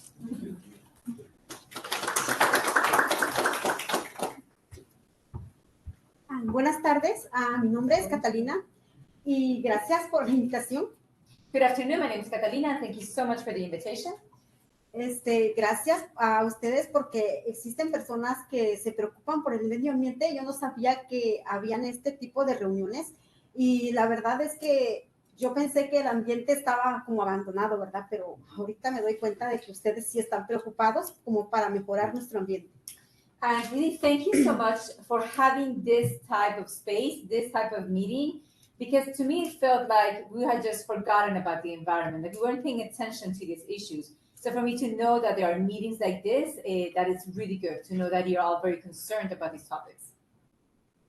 Yo quiero decir que mi comunidad necesita muchísimos recursos económicos para mejorar, ¿verdad? Nuestro ambiente, en nuestra salud, en las escuelas, en diferentes, ¿verdad? Y ahorita, por ejemplo, que pasó el huracán, hay veces, por ejemplo, hay inundaciones donde las aguas son recicladas. So, you know, our community needs a lot of information and a lot of resources in terms of being able to help with the environment. We need help in our schools, in our communities, to just make sure that we can take good care of our health. Because like right now, for example, what happened with the hurricanes, there was a lot of sort of residual waters that came up. Las aguas estancadas, ahí pues hazte cuenta que se almacenan por mucho tiempo hasta que se secan, pero nadie viene después del huracán, nadie viene a revisar que si el agua que estamos consumiendo es limpia o es que está contaminada y es lo que consumimos nosotros. And then the waters were contaminated and nobody's really coming to be able to verify whether these waters are now clean and potable and good for us to be able to consume. Hay problemas que tenemos a veces con las tuberías afuera de nuestras casas. Y vamos al departamento del agua, pero ahí nadie habla español. And we have a lot of issues also with the water pipes, but we go to our community to be able to talk to people about this, but there's nobody in Spanish that can help us out. Muchas personas de nuestra comunidad nos quedamos calladas debido a esto. ¿Por qué? Porque vamos y como no tienen servicio en español, simplemente nos quedamos con los problemas y vivimos así. So folks in our community, we have this type of problem, but because there's nobody that can help us in these agencies in Spanish, then we just have to live with all these problems. Espero, ¿verdad? Que vengo a hablar ahorita por mi comunidad y espero que tomen en cuenta esto, ¿verdad? De que hagan algo por mi comunidad. So I'm here representing my community, speaking in behalf of my community, and I hope that you really take us into account and can do things to be able to support us and help us. Ya que nuestra zona es rural, tenemos muchas granjas de cerdos, de aves, y hay mucha contaminación. Entonces, esperamos, ¿verdad?, que tomen acción con nosotros y vayan también a revisar nuestra zona, que no les estoy mintiendo de lo que les estoy hablando. So we live in a rural area and we have a lot of farms. We have a lot of hog farms, a lot of poultry farms. And so there's a lot of contamination. So it's important for us to be able to take action on these matters. And, you know, I invite you to come to these zones, to come to this area so you can see it for yourself, the kind of effects that we have from these things.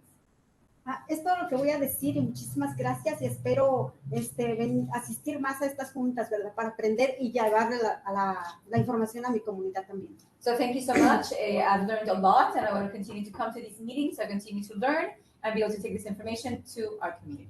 Thank you. Thank Gracias. you.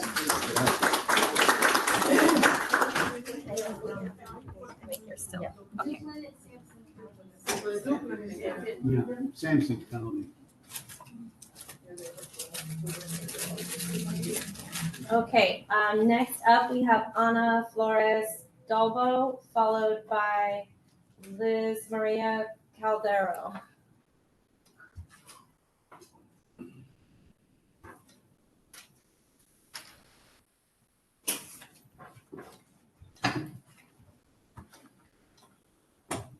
Hello, everyone. My name is Ana Flores Dalbo.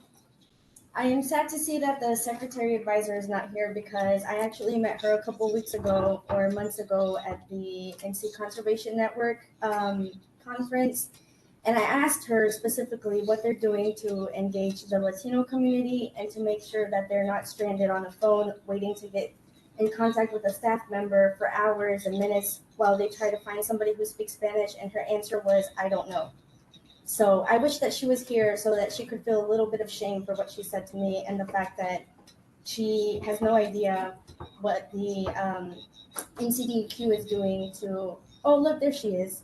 Sorry. If I could, I will repeat what I said earlier.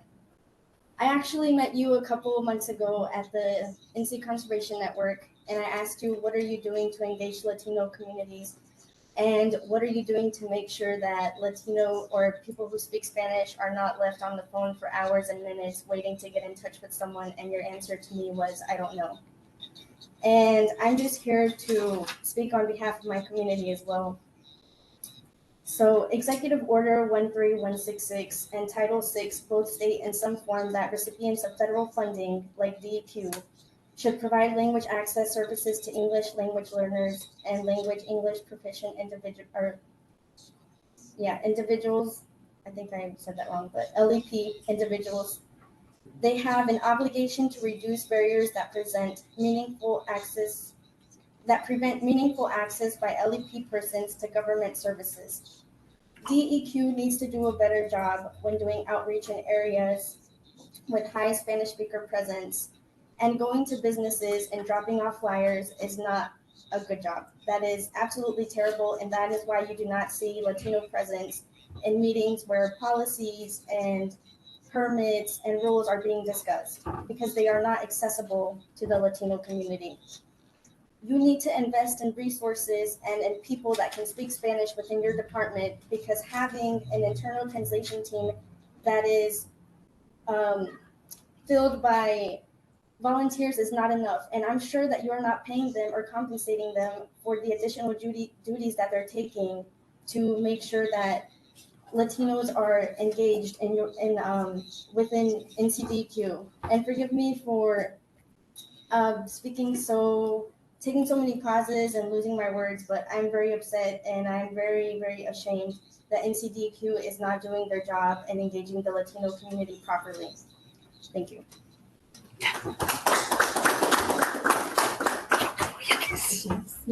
No sé si hace una lista, pero lo que tú quieras decir está bien. Bueno, mi nombre es Luz María Teterón y yo estoy representando también a mi comunidad. Y como lo dijo Ana, yo también estoy muy molesta porque nos han dejado en un nivel muy bajo. No nos toman en cuenta para ningún tipo de recursos de cualquier tipo.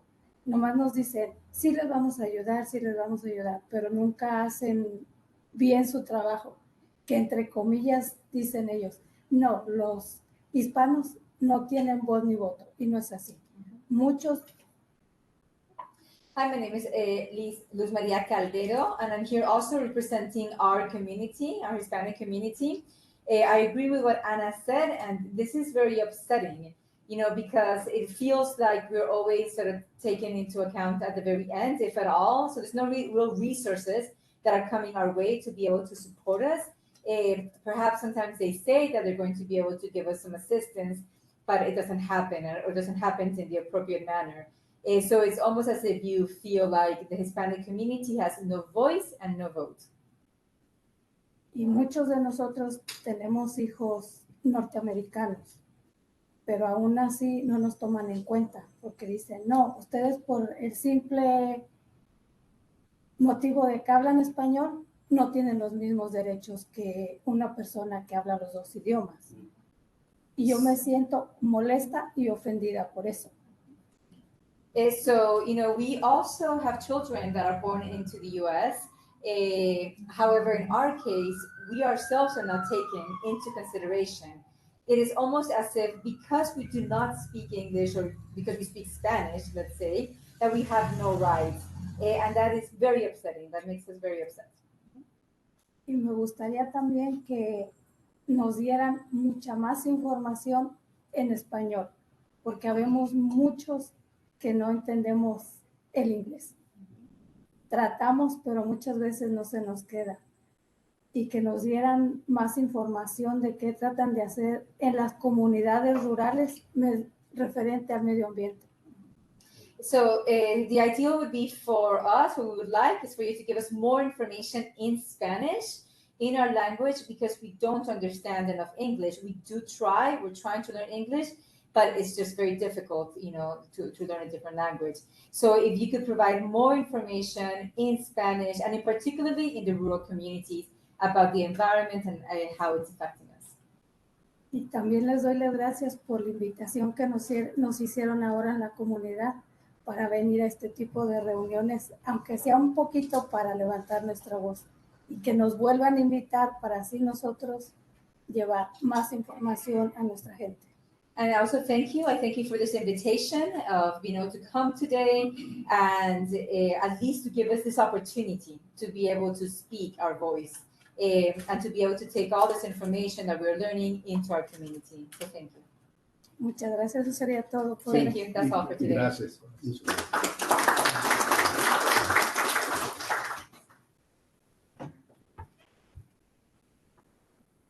And the last in-person who we have signed up is Cecilia.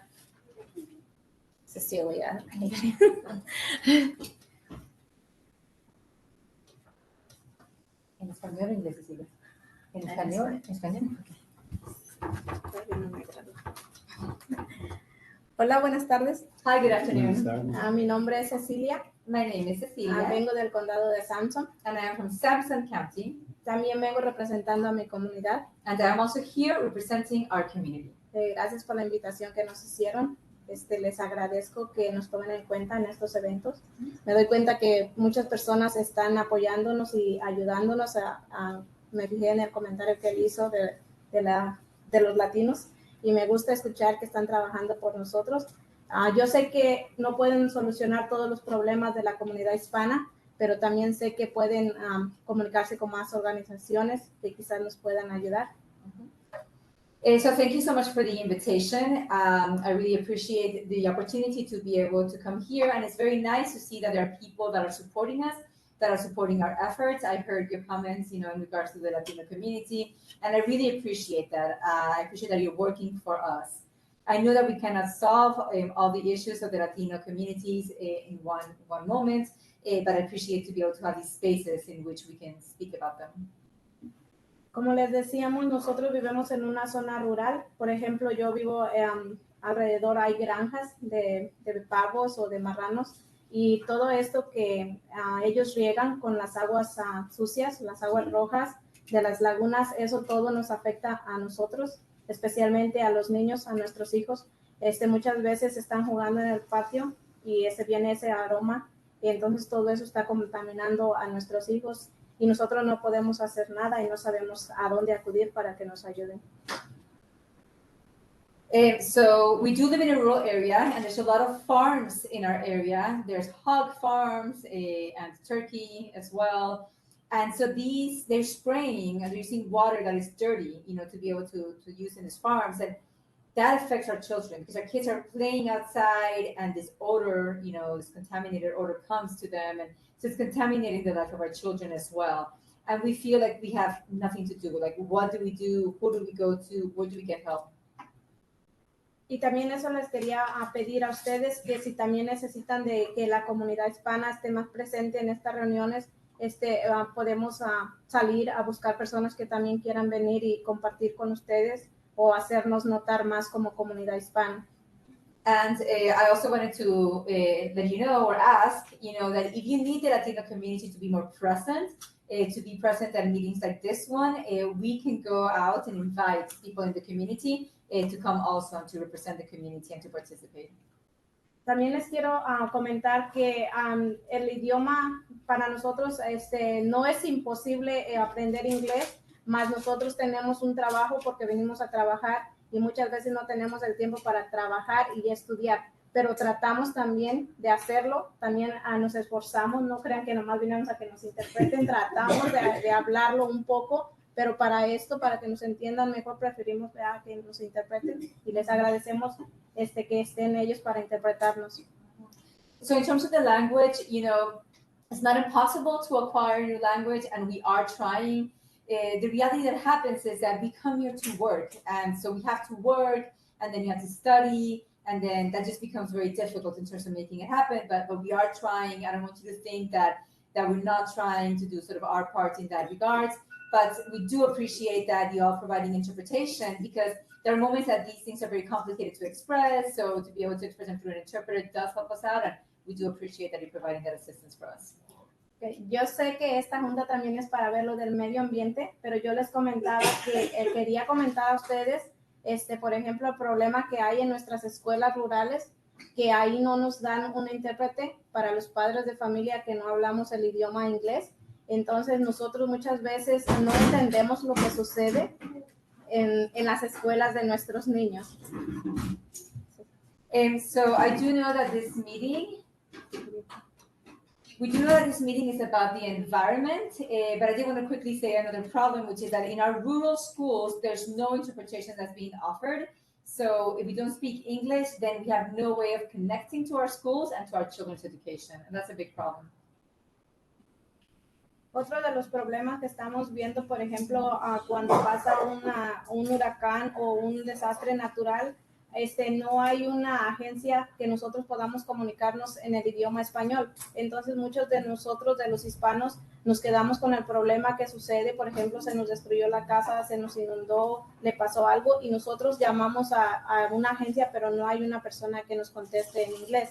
Y nosotros venimos a trabajar, no estamos aquí para estar agarrando todo de a gratis, pero también necesitamos ser escuchados y también necesitamos que nos tomen en cuenta.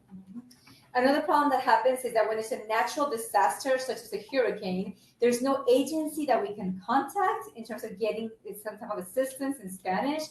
So maybe your house was flooded or your house was destroyed, and there's no organization, no entity that we can call and try to get some help from. Again, we're here to work. It's not like we want sort of a free handout, but it's just in terms of being able to access sort of this important information and resources and to be heard. Pues eso sería todo. Eso sería todo. Muchísimas gracias por la invitación. Esperemos volvernos a ver y cualquier cosa que ocupen de nuestra comunidad hispana, tómenos en cuenta porque nosotros estamos aquí para aprender de ustedes y para ayudar en lo que podamos. So that's all. Thank you so much for the invitation, and I hope to see you again in a future time. And again, please keep us in mind if you ever need anything with the Latino community, because we're here to learn, but also to help. Thank you. Gracias.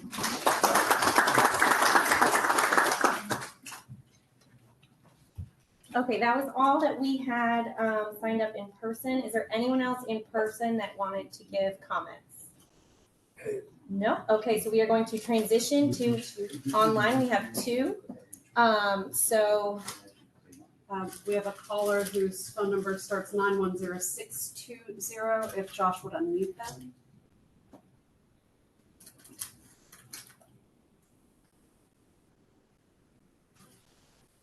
Josh, did you hear that to unmute? Yeah, good evening. This is Charlene Irvin. I live in the Southport area, and I really appreciate this opportunity. I had chatted in my question, I believe, to India, but I will speak it out loud, and I feel as if I'm following behind the ladies, their concerns in person, and mine is this: have we or can we identify an entity, or has already been an entity identified, that people can contact and speak to when they feel overwhelmed talking to government folks and corporate folks about land and water contamination, and especially the environmental injustice that's going on regarding the water contamination.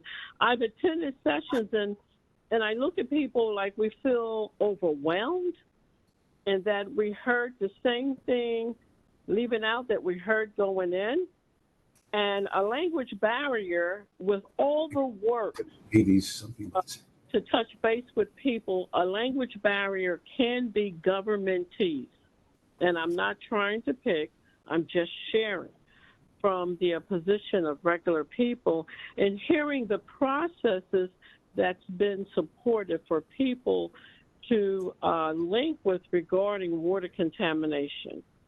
And that's it for me. Thank you very much for hearing me out.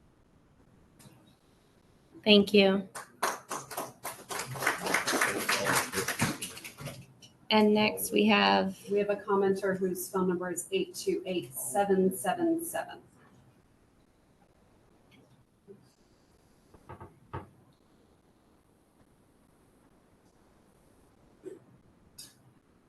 so, okay. Can you hear me? Yes. Hi, thank you very much for hearing my comment, which is on a different vein than what has been talked about today. My name is Dr. Stephen Norris. I live near Asheville in western North Carolina, and I am especially concerned about the connection between the Mountain Valley Pipeline, which I'm sure you all know about, and Duke Energy's, what Duke Energy calls its carbon plan, what I have called its dirty energy plan. As most of you probably know, Duke's carbon plan that is presently before the North Carolina Utilities Commission relies very, very heavily on fracked or natural gas, methane, which if Duke's plan goes forward, could very well doom North Carolina to violating the Governor Cooper's Clean Energy Plan, EO 80, and other initiatives that have gone on in the state of North Carolina and around the country to try to bring climate change under control. This is also clearly the Mountain Valley Pipeline and Duke's plans are clearly environmental justice issues. It's not just about climate change, it is also about environmental justice. The Mountain Valley Pipeline, as most of you probably know, originates in West Virginia, excuse me, and comes through Virginia, and if allowed to continue, and will go into Chatham County in North Carolina. There have been major fights to stop the Mountain Valley Pipeline over the last 5 years, all along the pipeline route, including in North Carolina. Now, North Carolina DEQ did the right thing a few years ago in denying a water quality permit for the pipeline. Unfortunately, that if the Mountain Valley Pipeline is built, it's very, very likely that Equitrans and the other contractors who are part of the Mountain Valley Pipeline will attempt to overthrow that decision. One very important piece of this with the Mountain Valley Pipeline is a deal that has been made in Washington between the leaders of Congress and Senator Joe Manchin to try to expedite, to enable Manchin and others to expedite permitting and even to bypass certain decisions that have been made by courts and regulators in order to see that the Mountain Valley Pipeline is built. So this is kind of a complicated issue politically and in other ways, and in terms of regulation. What I am trying to do tonight by testifying about this is just to bring this attention to the attention of the Environmental Justice and Equity Board. Thank you, Mr. Norris. I'm sorry your time has expired. You're welcome to provide any comments via email to ej@ncdenr.gov. Thank you. Thank you. So I think that's our last commenter who raised their hand. If we have any other people who wish to speak online, please raise your hand or raise your hand on the phone by pressing *3, and we can get you in line and unmute you. Okay, we have, yeah, those two. Okay, so we have two more people. The first person is the 919-606 number. Josh will unmute you, and then you'll have to press *6. Thank you. This is Lib Hutchby in Chapel Hill and Occoneechee, Saponi land. And I welcome all of you to this meeting and wish that I were there in person to let you know how much I appreciate the EJ and Equity Board's attention to the truth, because what's happening all over this country and in this state is effort by corporations to hide the truth from the people so that we can be able to say in many languages, water is life. Mani biwa, mani biwa, water is life. Agua, I do not know, es life. I don't know the word for life in Spanish, but that is just an amazing effort that has been put forward today to bring attention again to the water contamination in the state. And I feel so much for those, for the woman who called in from Southport being overwhelmed by the contamination. But what I am wondering is, will any of this money be for infrastructure be focused on these new filtration systems that seem to be just been used in Wilmington that has proven that PFAS can be filtered? So I know they're very expensive, but what is keeping this particular chemistry and what is keeping this from being used at Smithville and to treat waste, hog waste and poultry waste? So how do we make these connections to be able to say, let's regulate the daggum waste? And what can DEQ to do to make sure that that happens? And what can DEQ do to stop permitting biomass? And this is unbelievable to me that at a time when in history, when we know that our water's contaminated, we know the air is not healthy and people are getting sick and actually dying from the contamination, that we can't just say, well, this is common sense. It doesn't take a genius to see that this has made us sick, and we can go ahead and do something positive about this rather than continuing to beg for leadership to take a stand. Thank you, Ms. So Hutchby. again, Your time has come to a close. Thank you. Up next, we have call-in user 781727. Josh will unmute you and you can press *6.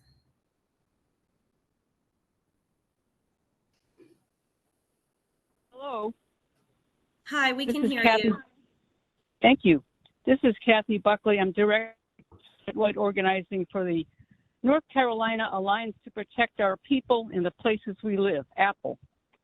First, I want to express appreciation to the committee for making it possible for us to share our thoughts virtually, and special thanks to Renee and any staff members who were involved in that action. I wish to focus on one item today. The North Carolina Utilities Commission will decide by the end of the year the trajectory of our electricity system for the years ahead. While the carbon plan begins, how the carbon plan begins is crucial. While there will be reviews of the plan every 2 years, the end is in the beginning. I urge this committee to submit a statement in support of an aggressive move toward clean, affordable energy sources. Closing down deadly coal plants, stopping the use of fossil gas, accelerating rooftop solar, we can be leisurely about this transition, or we can act as the climate and environmental justice crises demand. Please, advisory committee members, let the North Carolina Utilities Commission hear from you.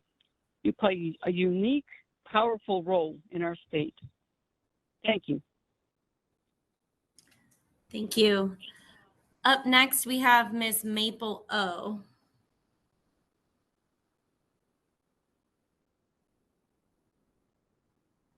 Call again. I wish we could see you. We can't see you guys today, so it's too bad. I'd like to see your faces. But I'm echoing. I've been in several groups for a while, including the one that Kathy's in. And I echo, I wasn't sure of your legal ability to influence either the legislator or NCUC. I don't know that stuff, like what you're able to do. I know you can recommend, but not, force anybody to do anything. But yes, the industry as a whole, the energy industry always states on having base load power, which means like having coal plants running full blast so everybody can have their air conditioning at their fingertips, and all that kind of thing. So Duke does almost nothing for conservation, which is, having people use less energy, helping them do audits. They do almost nothing on that for the very long time. So that's a problem. We wouldn't even have to use as much energy. So, and they also, the industry uses affordability for a kind of a code word for let's keep using dirty energy because it's cheaper, because whatever they pay the people for their land, that they take the frack gas from the people's land in Pennsylvania and bring it down here on the trains and all that. So, it's really, those lies aren't really working anymore. And we know it. People rising up for a few years now, making these statements that no, we have clean energy available. Solar installers are moving because there's not the push here. They block it, they block solar. The legislator doesn't always cooperate. So we have Cooper, we have our executive orders about the clean energy.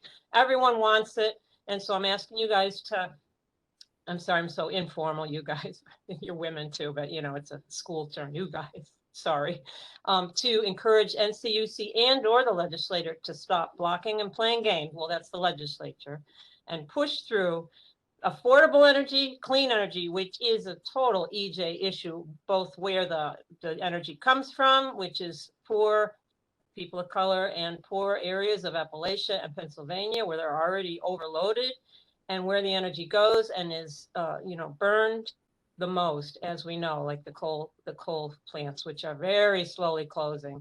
This is an emergency, as you know. So let's treat it like one, and let's go with what the laws have been and the resolutions, and let's push it on through faster. Thank you very much.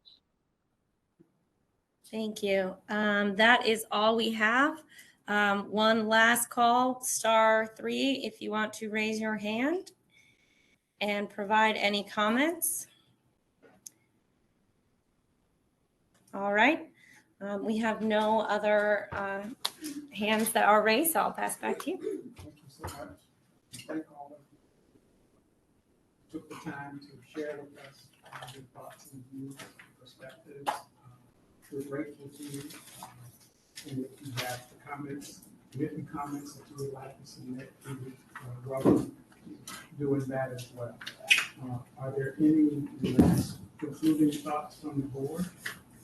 Mr. Chair, it occurs to me that our visitors who came to the room traveled a great deal distance to come here today to be with us, to express their thoughts as well as to just be heard, their voices heard. And the reason that they had to come here is because we don't have any translation. I just quickly looked on my phone to see if even the website was translated. Now, Secretary, I know you're here, you're hearing it, and you're making steps, but I think we need to make more steps. I know in previous meetings, we have, and hopefully you go back and translate this. I apologize, I don't speak, they apologize for not speaking English. I apologize, I don't speak Spanish, okay?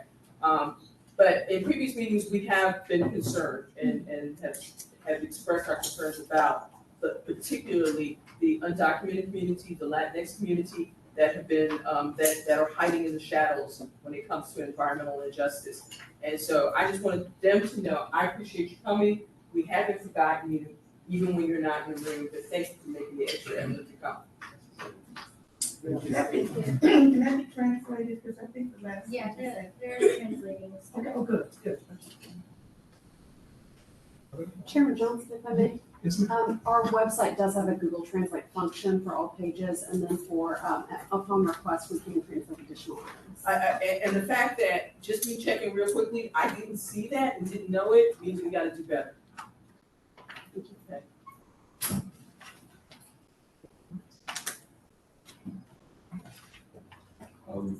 Mr. Chairman, if I may, November is Indian Heritage Month, and we have a big celebration right up the street in the Museum of History.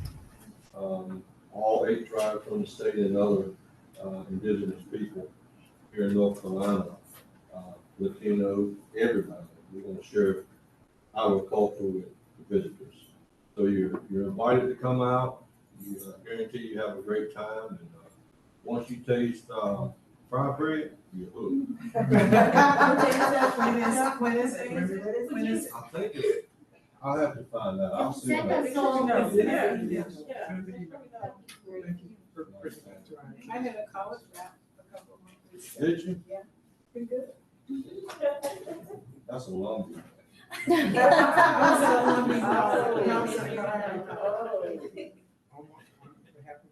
Vice Chair, myself, we want to thank all of you for taking the time to meet today in person. I'm excited to see you all. You've been on too long.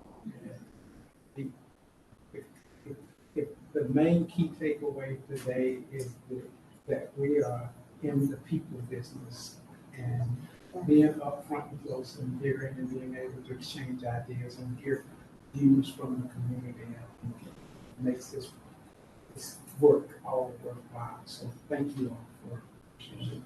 And I want to thank the staff of DEQ for the time and the work you put in with the presentations and making sure that everything ran smoothly today. We're grateful to all of you. Be safe, everybody. Thank you.